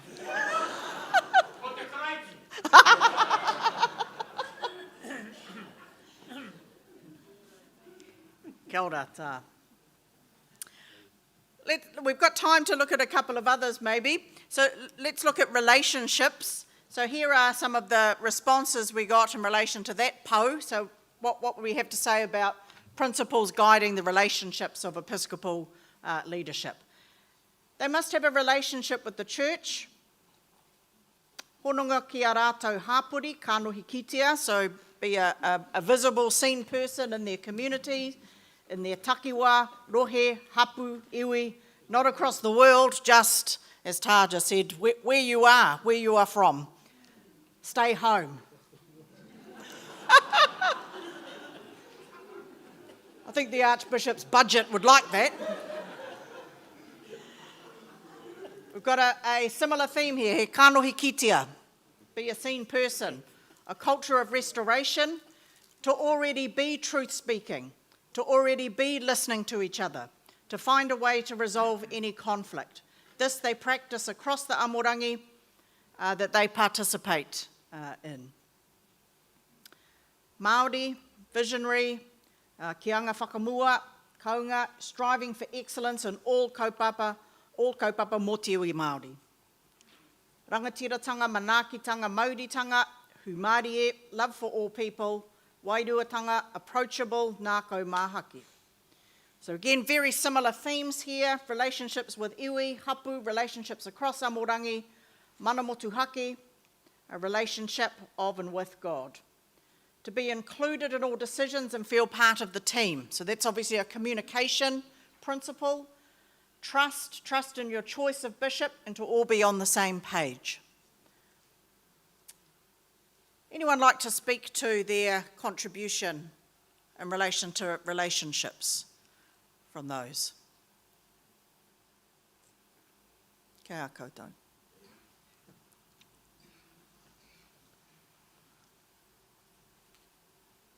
Carl? All right, we'll just accept that and move on to the next po. If we can find the slide.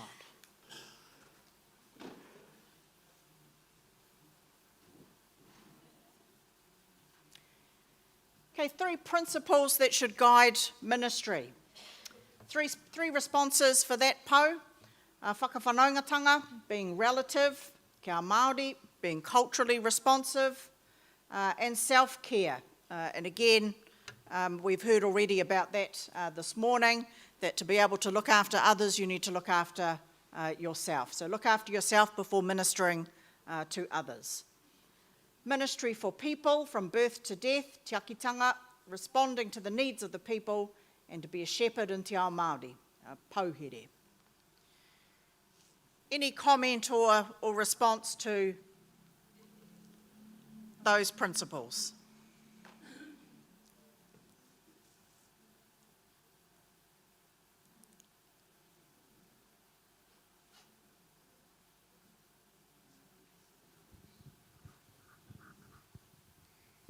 Ai kōrero ana tēnei, mō roto i ngā mahi o ngā poropititanga.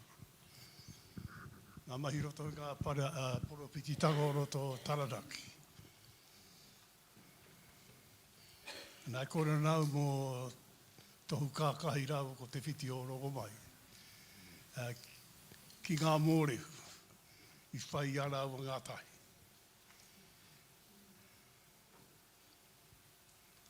Taku ti tirohanga ki ngā mahi kei roto i te kāwanata tawhito. Me ki Pukavaks. Taku ti tirohanga ki roto i ngā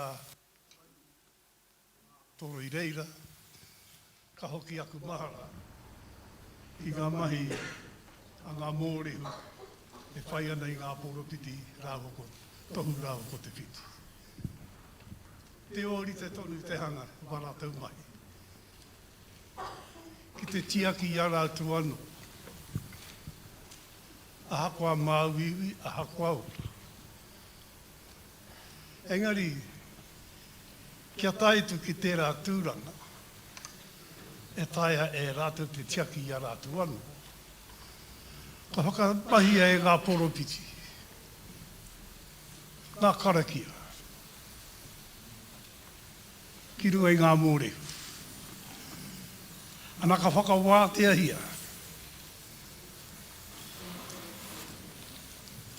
Te rangatiratanga kei roto i tēnā. Ka hikina e ngā poropiti. Ka whakawātea hia. Me ki ko whakanoahi te whakata. A ka huri ke ki ngā wairu ai whakakiki ai. Ka ronga awa hoki wera mai.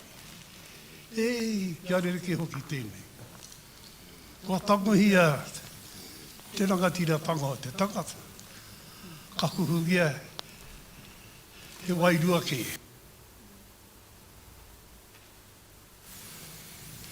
Te mutanga ake. Ka whakatūria tō rātou whare. Ana ka hangahia te ingoa ngā mahi kuare. Nā te mea ko ngā kōrero wawaho e meana. Aia. Ko tukuna te mana tangata o tēnā. Ka whakakia ko te wairu. Ko eno nā rungai wera mahi ka noho pai a ngā mōrehu.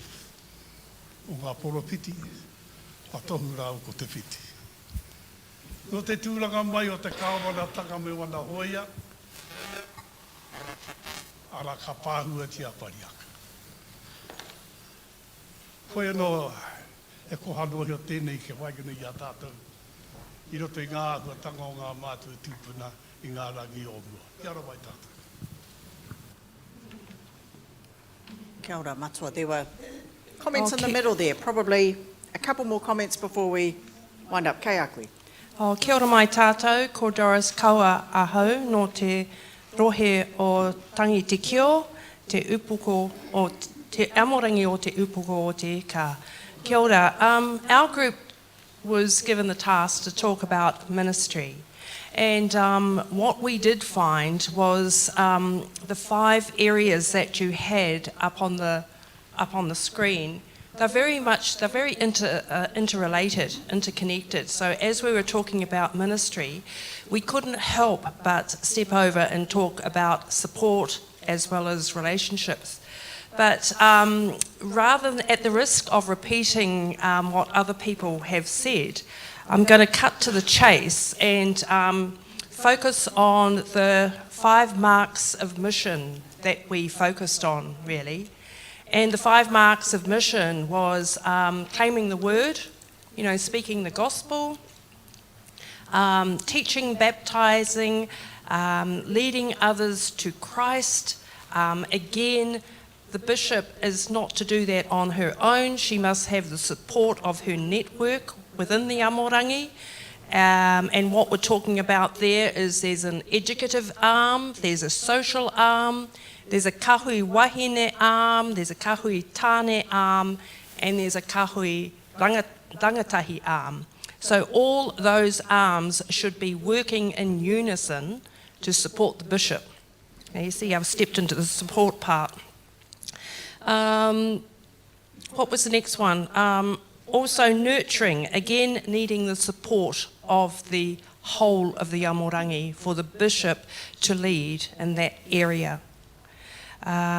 Transforming unjust structures, challenging violence of every kind, seeking peace and reconciliation, And again, she needs a team to support the growth and in that area so that we have a very, a peaceful amorangi. What am I up to? Number 5, striving to safeguard the integrity of the environment. And I'm sure there are expertise more than myself in this team that can speak on that one, but I'm not sure whether we need to go into detail. Komutu? Ai, kia ora. Kia ora. Tā hiriwene, then hira.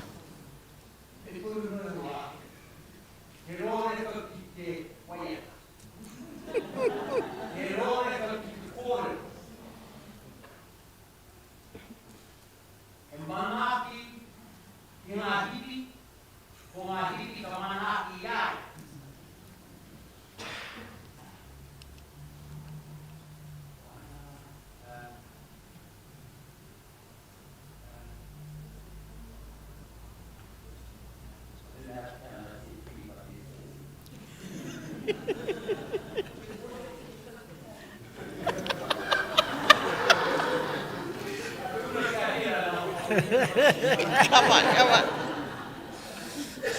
Something to do with lamb chops. Now back to hira.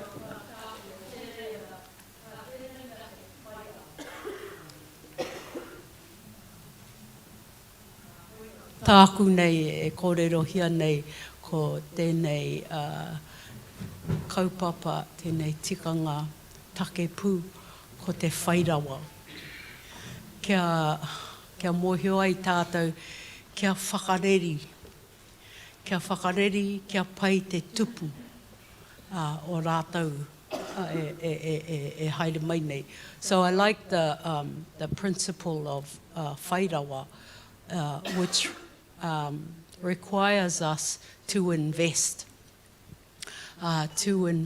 in those who we are responsible for, to ensure that all of those things that are expected of the incumbent, that we too are able to prepare. So a readiness for those coming forward. Kia ora. Are you ready now, Zoe?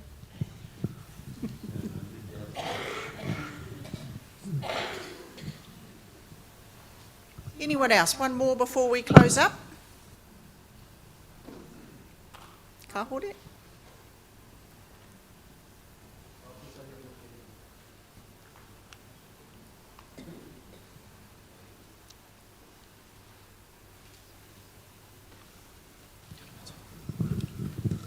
Tēnā tātou i roti te whare. Ko te whare tapu e te heu e tū atu nei, te mi nui atu kia koutou katoa. Look, I stand here as the whare tapu te heu. But I am not going to tell you that you need to be like the whare tapu te heu. Or any other whare tapu. He huarahi hau tēnei, mō mātou o tira mō tātou katoa. What this is about is the creation of the future for all of us with respect, Archbishop. And I think the opportunity that you have given us to do this is hugely important. Whatever we come up with, can I please ask that it not be in 70 years' time? That it is something that is considered in these walls, so that the committee can create a response that we will hear before we go home. As to the next iteration of this, and be that in draft form, we will actually go home to be able to talk to our people about that. I also want to say, with respect to my kaumātua, I was talking about te kingitanga, parehaka, nui ra watu wera kōrero pāren ki tēnā, kei te tautoko, kei te tikatoni tēnā. Hoi anō, ko tēnei whare, e whare mo te pīhopatanga o Aotearoa. I tērā pēr, kia hatonu atu mātou, kia whakawhiriwhiri nā i nā whakaaro rangatira pāren ki tēnā. Ko te tahi atu kaupapa, the comment about no Pākehā. That is going to rule out all my uri from now on. And I dare say yours as well. Yours as well. So I'm sorry, aroha mai, we are not talking about Pākehā taking over. We are talking about looking after the future of the people who are going to walk and help us to walk and help us to create. And some of my mokapuna, who actually speak better Māori than some of the people I've heard in here, who have a Pākehā whakapapa because their mother happens to be that. I do not want them to be put outside because someone has made a decision hare Pākehā. So aroha mai kia koutou, ko tēnei he whakatakote hia, he kaupapa mai i te nākau. Kei te tikatone tēnā o nā kōrero, o hikarangi maunga, e tā. Ko tēnei kaupapa he kaupapa nui ra wache mō nei tātou katoa, aha ko te ha.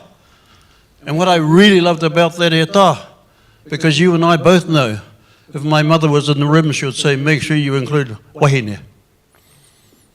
Why? Because they actually tell us what to do anyway. But more than that, they can lead as well as anyone else. And please, if you want an example of that, I'll bring my daughter and my mokos and everyone else in there and they'll tell you and me. But you also have people who are at home waiting for that to step into those shoes. So, ki tēnei taku tiu atu. Look, I'm a hitchhiker, I'm sorry. Okay, I have the pleasure of being part of Te Upoko. But when I hear something that I think kind of needs to help to drive us, I want to say to you all, kei runga tātou I te tahi waka e whakahaere hia. Kei te moka ke mātou, te hurahi ki te maunga, ne. Mohi hoki mātou ki nā rapata ki te tihi o te maunga. Engari mo te apōpō, the question is, what do we understand about what's on the other side? And maybe that is what the future of those who we are considering in this hahi should be about. Make sure we are inclusive of all those who can help us. Hoi anō, they say, ko nā koko ko te whare, ko nei mea taumaha, ko mea e kaha ana, te pigaki I tēnei o tātou whare. But this is not about that. It is about seeing the corners of your hearts. Because I thought that was what the hahi was about. Kia ora tātou.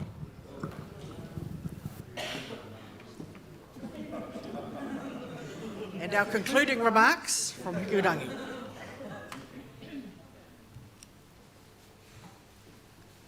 Tēnei tūranga e tapu. Nā reira, ka horo mai ngā āhuatanga o te tapu. Mai I te ao Māori I roto I ngā āhuatanga. E whae e nei tapu. Te kupu tapu āhori te ki te aro. Ka aro, ka hā. Ko te tapu, he nui o nā rerenga. Engari, te katoa, te tōpūtanga o te tapu, te tōpūtanga o te aroha, ka hau atu I roto I tēnā, tēnā, tēnā, tēnā, ka ki te tātou, te mauri, te hā, o te ao Māori, ko whāngai ki roto I tōna whihopatanga o Aotearoa. I tōna mana motu hake mo Aotearoa. Māroto I te hahingia. And the Pākehā word that came to my mind is respect. For yourself, for the people, for all things. Whakatau kia rangi nui e tū nei, kia papatua nuku e tapoto nei, Te tai au, te taua whii nei ia tātou. Well, can I thank you very much for your input into that session, and thank you for your wero matua in terms of us trying to bring together something during this hui. We'll try our best over lunchtime, but thank you very much. As I say, next steps are we will be in touch. Your touch points will be, feel free to contact me or other members of the Commission through Ruihana. And also the website where there will be obviously notification in terms of communications of where we go from here. The reporting mechanism will be the quarterly Rūnanga Whaiti. So we will be in touch, but don't be backwards in coming forwards. If there's something you would like to put before us, then please feel welcome to do so. So kia ora tātou. Thank you very much for your help this morning. Kia ora.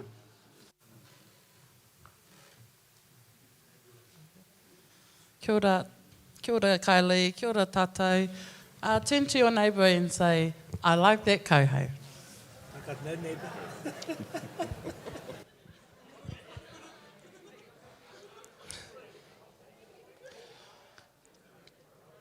Just while we're giving Kylie a chance to catch your breath.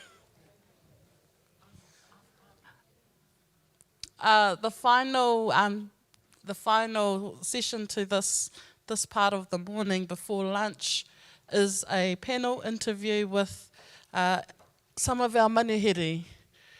Where Kylie will interview and seek their whakaaro, their input into our Wananga. So I'd like to invite up Archbishop Chris Harper. Oh. Archbishop Philip Freya, Archbishop for Melbourne.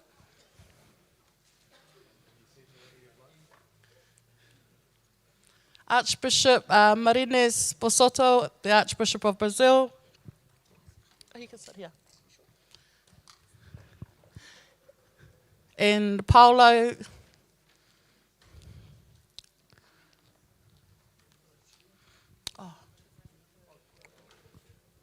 Archbishop Lena Tawia from Melanesia. Nau mai hara mai e te whānau e rau rangatira mā. Please come forward. We have to get you a side chair too, Archbishop. Okay.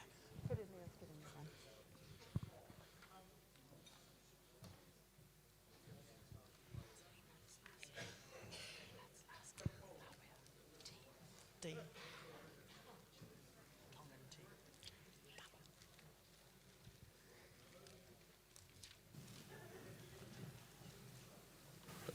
Hey, Herini. Oh, sorry. Is this on now? Kia ora. Sorry to interrupt. So, Ruihana, I was just going to ask politely, because we have slightly less than 20 minutes before 12:30 lunch. It would be okay if... Sorry? 12:45, thank you. I was going to say anyway, if we run over slightly, we can reconvene the panel after lunch if we need to. It's poira? I think we'll make it within the next 25 minutes, Archbishop. All right. Tēnā koe. Aroha mai.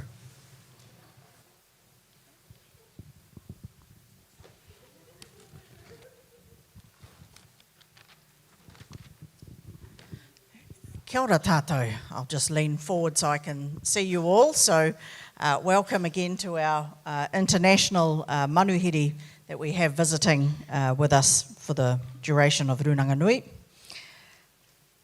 You've heard and I might just throw out a question and then identify maybe someone that would like to answer it. So you've been with us for a few days. Can you tell us something about what you've heard and learnt or experienced from being amongst our people here?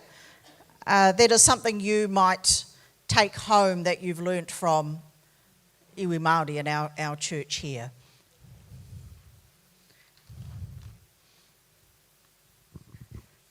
Who'd like to answer that?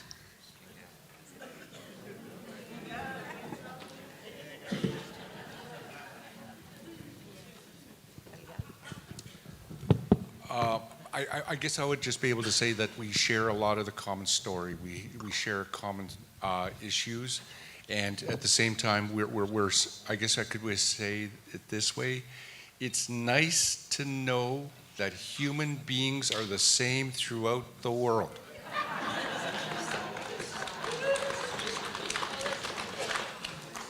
And Christians share the same historical issues that we had way back in the beginning when the apostles had to write back to the church and say, smarten up. Kia ora. Archbishop Dawia, you've heard one of the themes this morning and probably in previous days, the challenge of honouring and respecting your own Indigenous culture alongside Christian doctrine. Can you tell us a bit about how that works in your country? Yeah, thank you.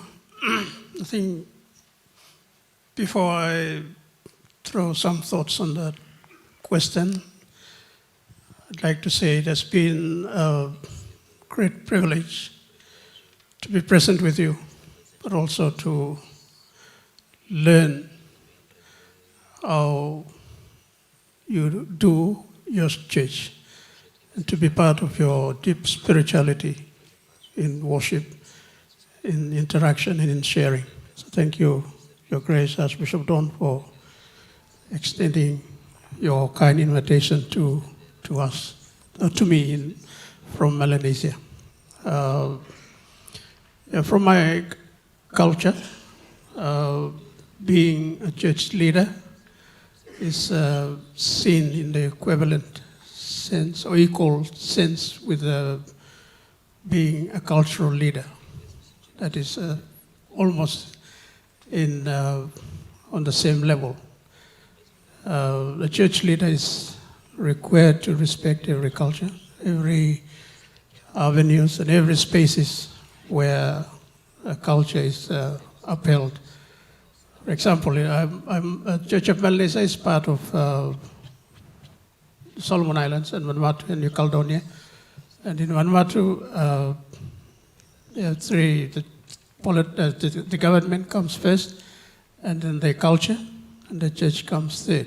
So the church leader must respect the other two platforms in order for his leadership to be respected and to be successful in his leadership. So that is a very important concept for being a church leader, but also must respect cultures of people. Thank you. Are there any areas of particular tension? You heard the example in this session in relation to marriage, traditional custom marriage versus Christian marriage. Are there any particular areas of tension between culture and the church that you could share? Yes, thank you. I think I will just point out one particular area because I don't know here, but we pay bride price to get married. And the church in our synods always want to set a standard bride price. And because families feel that they own the girls, they can set bride prices at any amount, even up to 50,000 Solomon dollars. So that a huge amount of money to pay. And so there is always this conflict between culture and the church in that particular area. Thank you. Archbishop Asoto down the end there. First female bishop of Central and Southern America.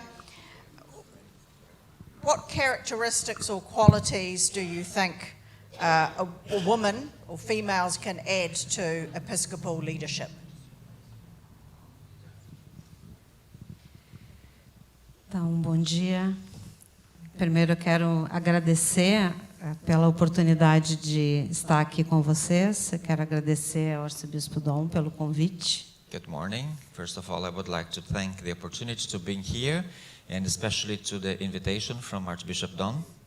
Esse tem sido dias maravilhosos de aprendizado, dias maravilhosos em que é possível ver todas as conexões que existem entre os povos originários ao redor do mundo. It's been a wonderful days here, and it's been wonderful to acknowledge and to understand all the connections that exists before, now, and for the future among all the groups in this room, but also in relation to the world.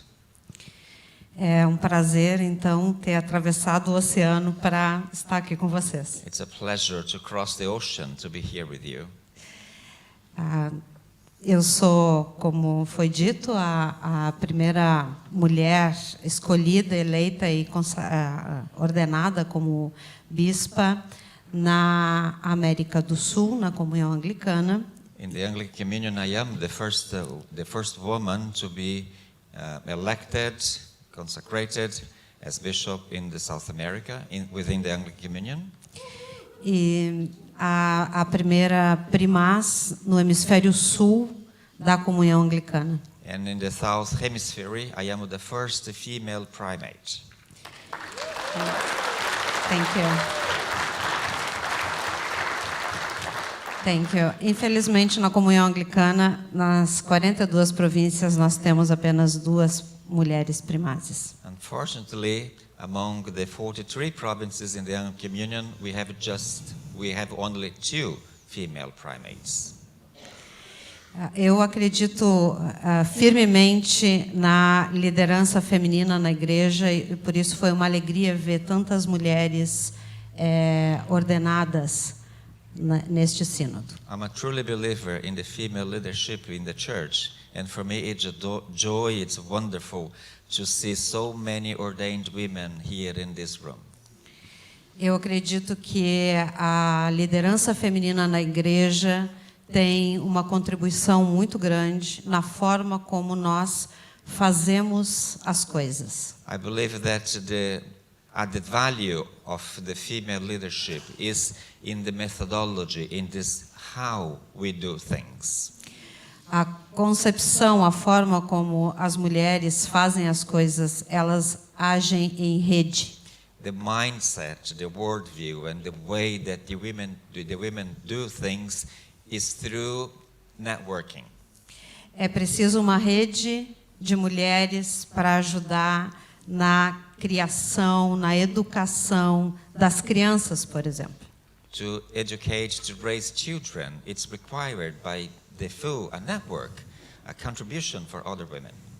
Nós precisamos de uma rede de apoio de mulheres em inúmeras outras áreas na vida e contamos umas com as outras. We count to each other in several areas of our lives as kind of a nature, it's natural.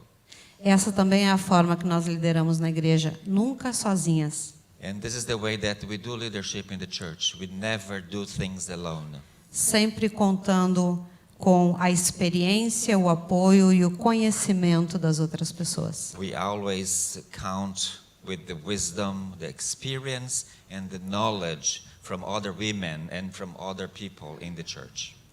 Sempre com um olhar amoroso e compassivo e com a intenção de incluir as outras pessoas. We carry the loving and merciful looking, and it's our duty to include and our calling to include everybody else in our church ministry. Sempre com o respeito à diversidade. Respecting diversity.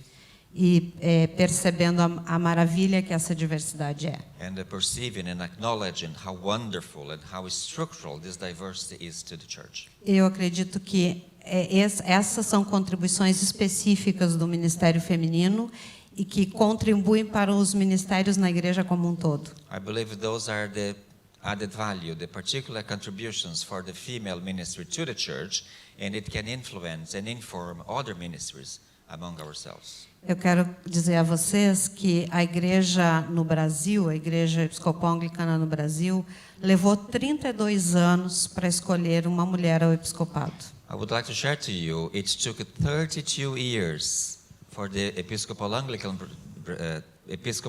Church in Brazil to elect a woman to be a bishop. Eu fui eleita no ano de 2018. I was elected in 2018. Mas hoje nós somos 3, numa Câmara Episcopal de 9 pessoas. But today we are 3 out of 9 bishops. A outra mulher foi eleita em 2019 e a terceira em 2021. Another female bishop was elected in 19 and another one in 2021.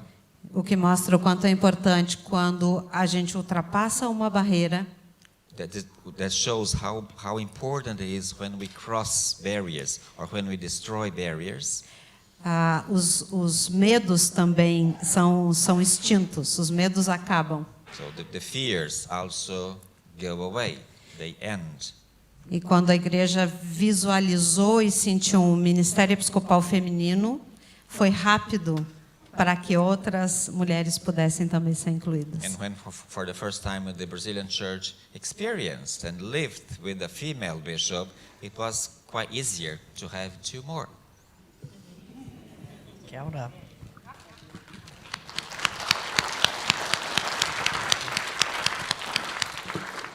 Let's go to our friend across the ditch down there, Archbishop Frere. So I understand you're not Indigenous. And can you talk to what effective and good allyship looks like for non-Indigenous leadership within the church in relation to Indigenous peoples? Thank you. Well, once again, it's good to be here. And I was just reflecting in sitting here that a lot of my journey of formation of a bishop has been in partnership and allyship with the church in Aotearoa, New Zealand. I came across here maybe about 20 or a bit more years ago to be invited as a new bishop to a bishop's meeting of the Aotearoa, New Zealand bishops. And then I had Bishop Philip Richardson, who I met there, who was also a new bishop about the same time as me, and he came across to visit me in the Northern Territory.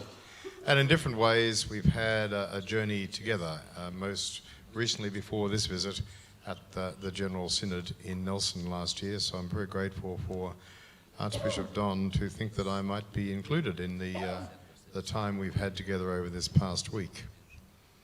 And it's also, I suppose for me, hearing just the importance and experiencing the narration of Whakapapa, to reflect on that as a bishop, we have a very similar concept to the laying on of hands, that we trace, in a way, our spiritual ancestry back to the apostles and Jesus.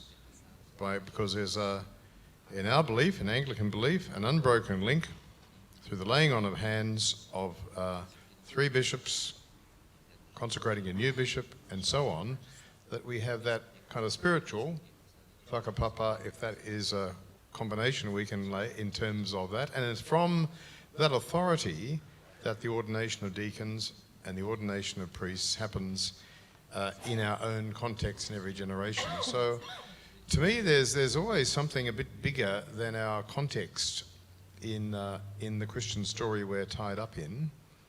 And I guess I reflect on well, at least 2 things we've got to do in every generation, in every place, which is carry the gospel to a new generation of people. Otherwise, we all will die. And we always will be carrying it across cultures. And I often say this in Melbourne. We have many churches which in our Anglican church are culturally aligned, like, say, Mandarin-speaking Chinese congregation. I say, it's not just enough to be delighted to be in your cultural group. We always need to have an eye to, is there someone else that we can step across the boundaries of culture to carry the gospel to them? Because that's how it came to all of us. Someone took risky steps and people...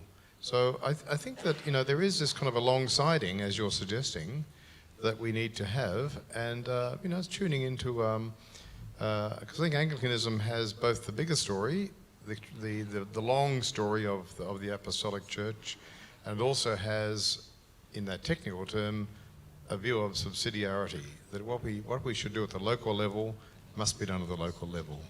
And I think that the ministry of a bishop is to help the church be grounded in that both of those stories, the long story of the apostolic and Catholic faith, and the contextual story of where the gospel can flourish where we are in our leadership. Kia ora. Back to you, Archbishop Harper. Now, I understand you're a relatively new Archbishop. Can you talk to your experience in stepping up into the big shoes, what that required of you, any reflections on this first early period in undertaking your new role?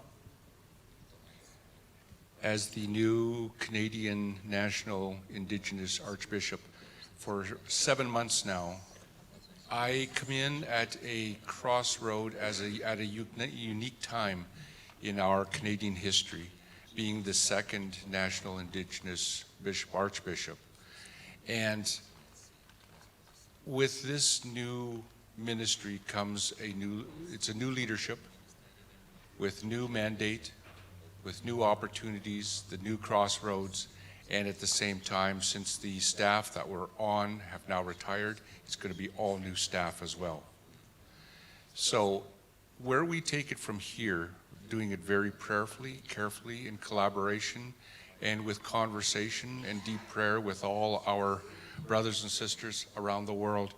And as we share the story, as we learn from each other and grow, it's going to influence the direction of the Canadian ministry and Canadian church for the Indigenous peoples.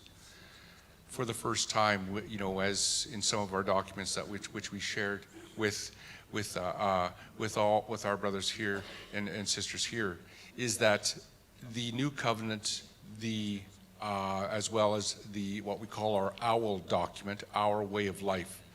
It's a document which basically states our relationship within the church, and we put it to the church. And as I said at our General Synod with the wider church, Anglican Church Canada, I said it's not for your approval, it's for your acknowledgement. This is who we are. This is our voice as we now raise it amongst you, and where we will be striving for the equality and the equity and the balance that needs to be recognized for our Indigenous people, our Indigenous priests, who are roughly 98% non-stipendary compared to the rest of the wider church. We at the same time are starting to take a look at our own governance and policies. And so it's all going to be brand new. And so just being able to be here in this time and, you know, with the loving blessing of Archbishop Don, who I'm very grateful for, and at the same time so appreciative of, for this opportunity to share the story with you, and at the same time welcome for you to follow along with our journey as we move forward onto a new road and a new path.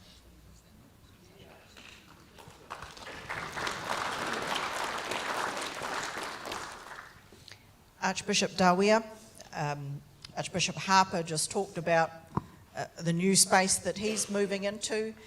Is there, what do you see as the biggest challenge on your horizon and your leadership?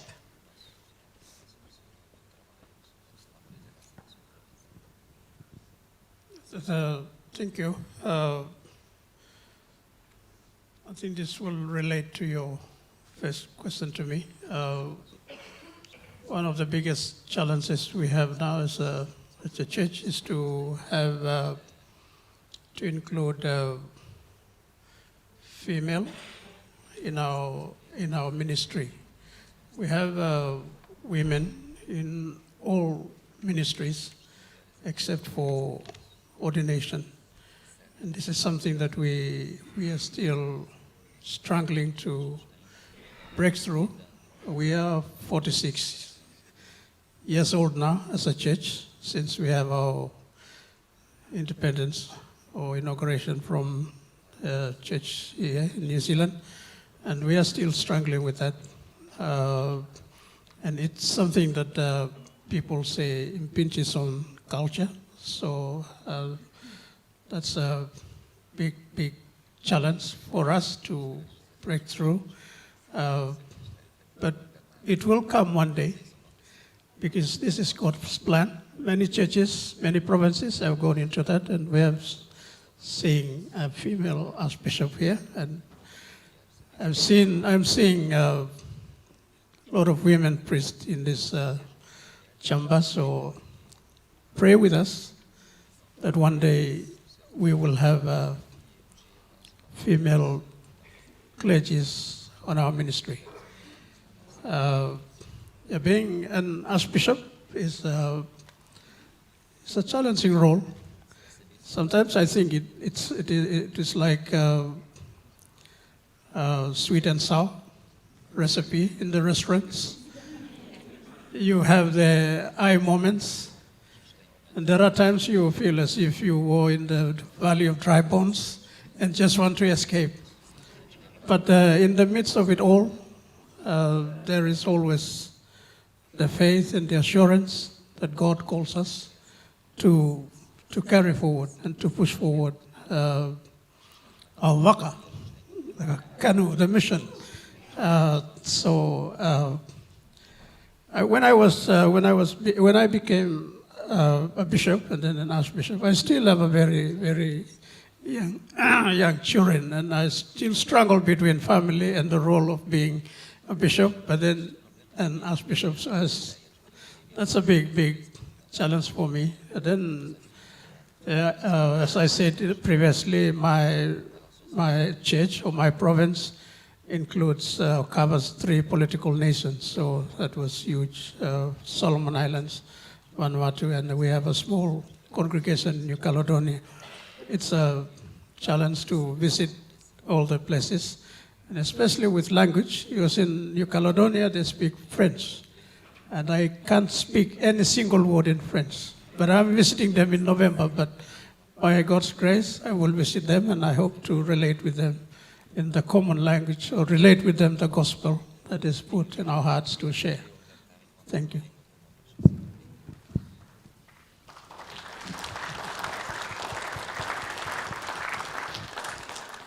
Maybe time for one last question. Archbishop Frere, your country is about to go to vote to consider the voice as part of the Uluru Statement as a model for Indigenous Aboriginal representation. What role do you see the church playing in advocating for social justice for Indigenous and Aboriginal peoples? Yeah, well, I think it's, in Australia, it's an aspiration about co-sovereignty, which I think is not unknown and probably far more developed concepts here in Aotearoa, New Zealand. The church has generally across its different denominations and expressions been favourable to support the voice. And I know in our cathedral we have a big banner up which is encouraging people to examine and support that. But it's interesting politically that this tends to have been caught up in a narrative of this being an elite movement, and elites have been drafted into it. So in some respects, church leaders being in the front line of this only adds to that narrative of those who want to critique it, that it's an elite. A lot of corporate leaders, and our Qantas aeroplanes had vote yes painted on them, and so people have turned that around to being an elite exercise. And so it'll be interesting to understand how it runs. But I think one of the outcome is on the polling is not looking favourable.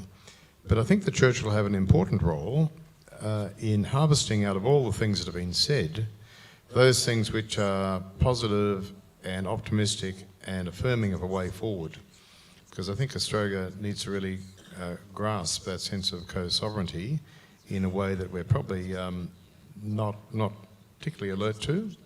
And I think the church will have a role, whichever it goes, because I think it shouldn't just fall into despair if that voice and constitutional recognition is not supported. There'll still be a lot of work to do, so you'll no doubt hear of it. Our synod will be meeting on that day, so we will hear of it as our Melbourne synod closes. But I know people have passionate voices, but it's unusual in something like that because we have people from the Aboriginal and First Nations community who are significant leaders speaking against it from a variety of views. So that I think that makes, in a country like Australia, getting a strong support, like I think the Prime Minister hopes that it would arise, much more difficult when you have articulate people from the community it is meant to be helpful to, saying it won't help us. So this is, we'll be glad for your wisdom. We will need to keep our journeying together. Co-governance politics going really well here.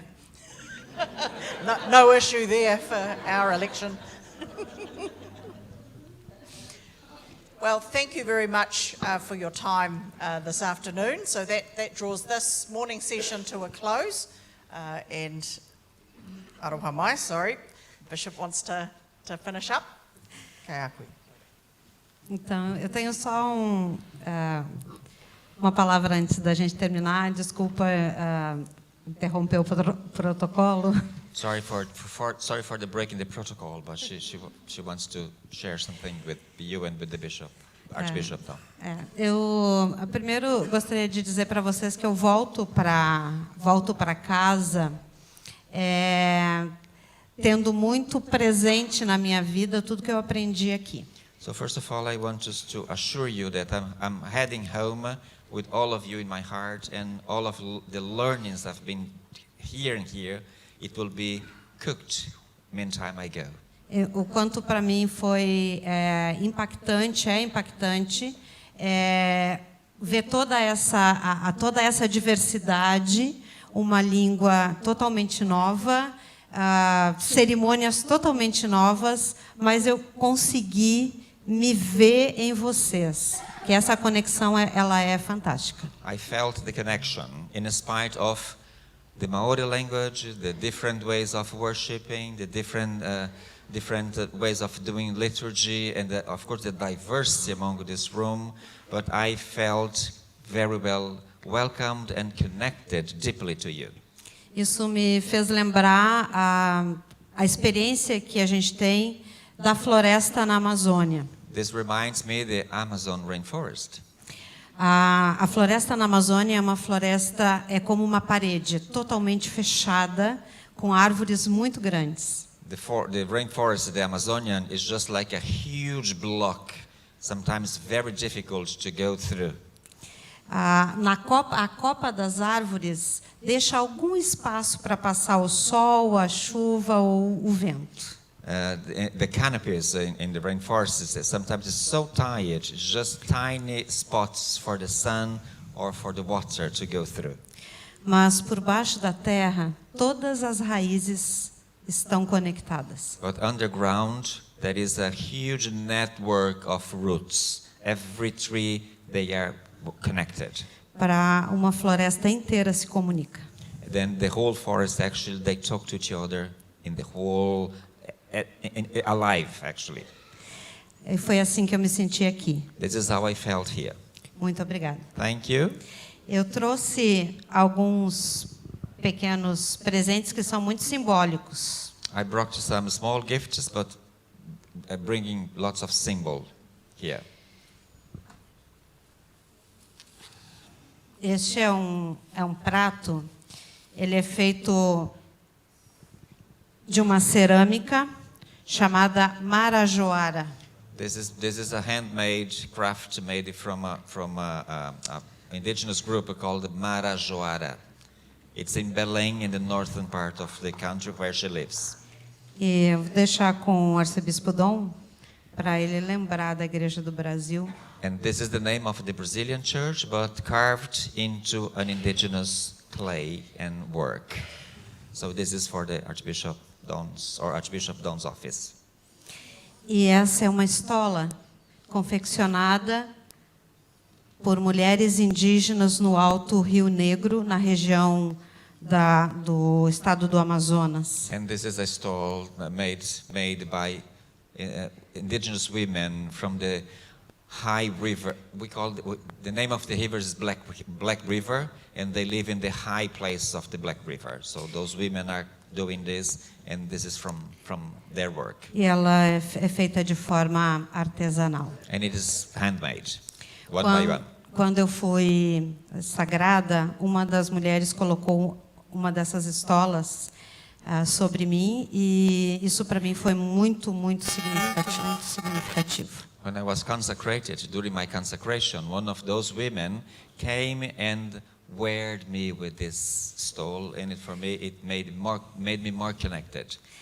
Então, para que o arcebispo Dom possa carregar também com ele um pouquinho das mulheres indígenas brasileiras. So this is to add to Archbishop Dom, not competing with your wife, of course, but for you to carry lots of indigenous women with you in your ministry.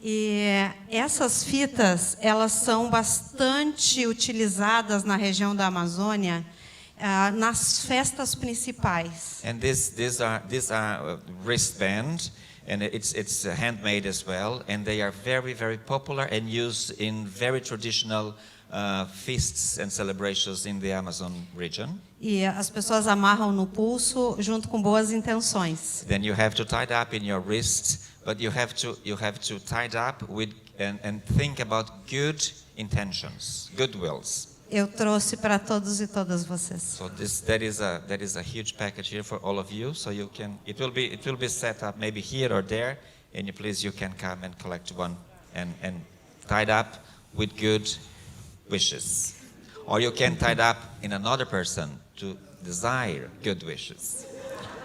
Thank you. Thank you.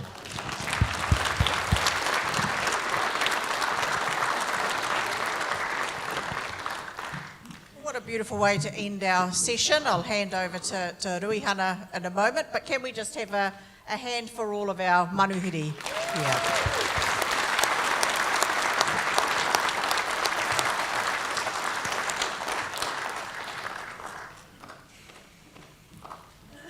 Archbishops, we have these gifts for you in recognition of the way that you have honoured us and our love and respect for you and for your ministries. Archbishop Chris, it was a deep honour to have been there on the day that you became the National Archbishop, Indigenous Archbishop in Canada. The Lord bless you in your ministry, Archbishop Leonard. Same to you, with the vast territory that you cover, the Moana, the 9 dioceses.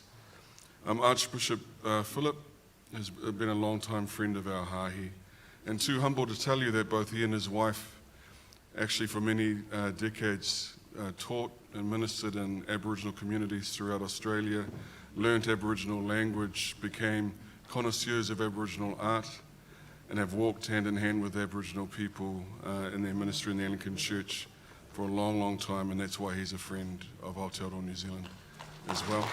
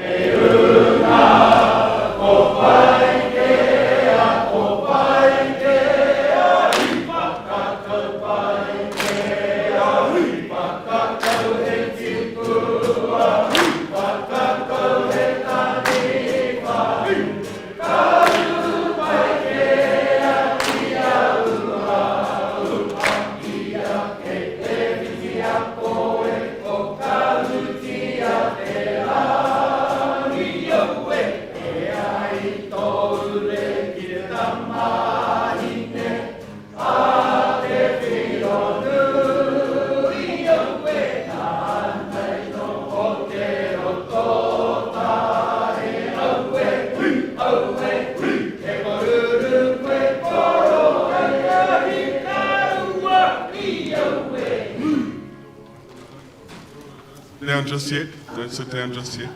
You owe me one more song, Uncle. That was too quick. Lastly, firstly, before I acknowledge Archbishop Marines, Paulo, thank you for making the journey here to support our wonderful Māori Kura, our Archbishop, as a translator. You are a brilliant translator, Paulo, and we really appreciate your work in helping her voice come across to all of us. And Archbishop Marines, it was incredible pleasure for my wife Kisa and I to have met you and your husband Paulo, not this Paulo, another Paulo.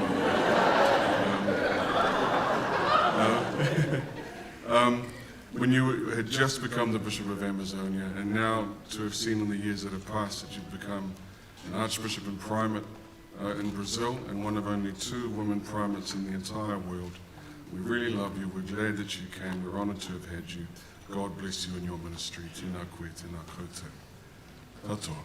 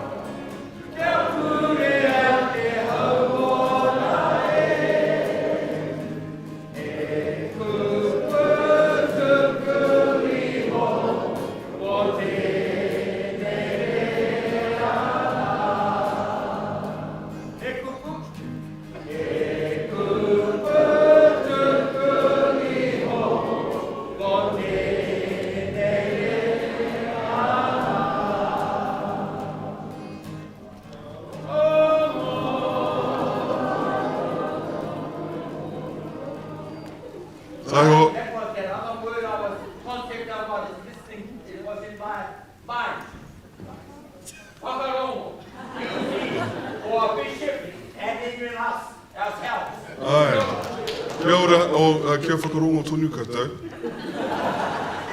Oh, he matatini kei te haere. One more song, uncle. Bueno, ka huri au ki a koe. E te roa wahine e Kaili. Kua kite kua rongo I te pū manawa, I te pū kenga, kei roto I a koe. He taonga kua whakatōkia ki roto I a koe e ngā renga I ngā kāwai o muatu I a koe. Ka nui te honore. Kia matau, e honore nui, te kite te rongo hoki ki tērā wairua e ora nei ki roto I a koe. No mātou te tino whiwhi. Mō, e whakaai, kia whakapaua koe, hei tiamana, hei kai arahi, mō tēnei mahi nui mō te Piopoutanga Aotearoa. Kylie, thank you.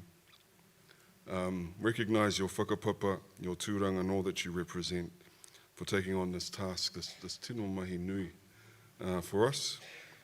We're honoured to have you, we love you, and now we're going to sing for you.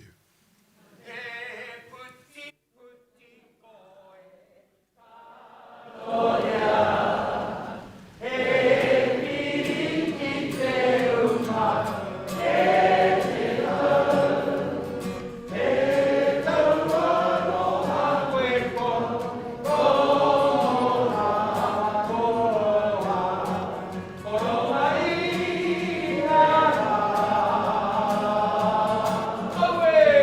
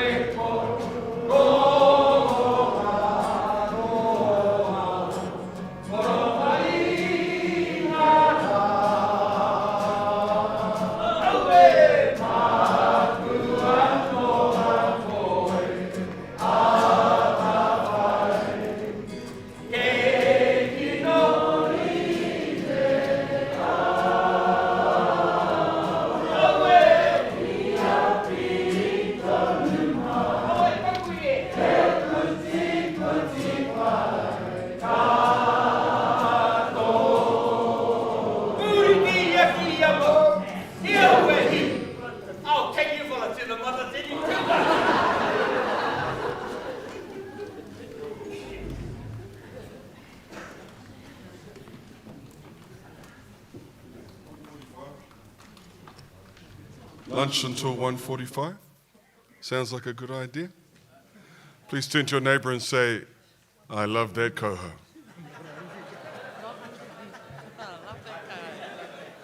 Kia ora tātou. We'll see you at 1:45 p.m.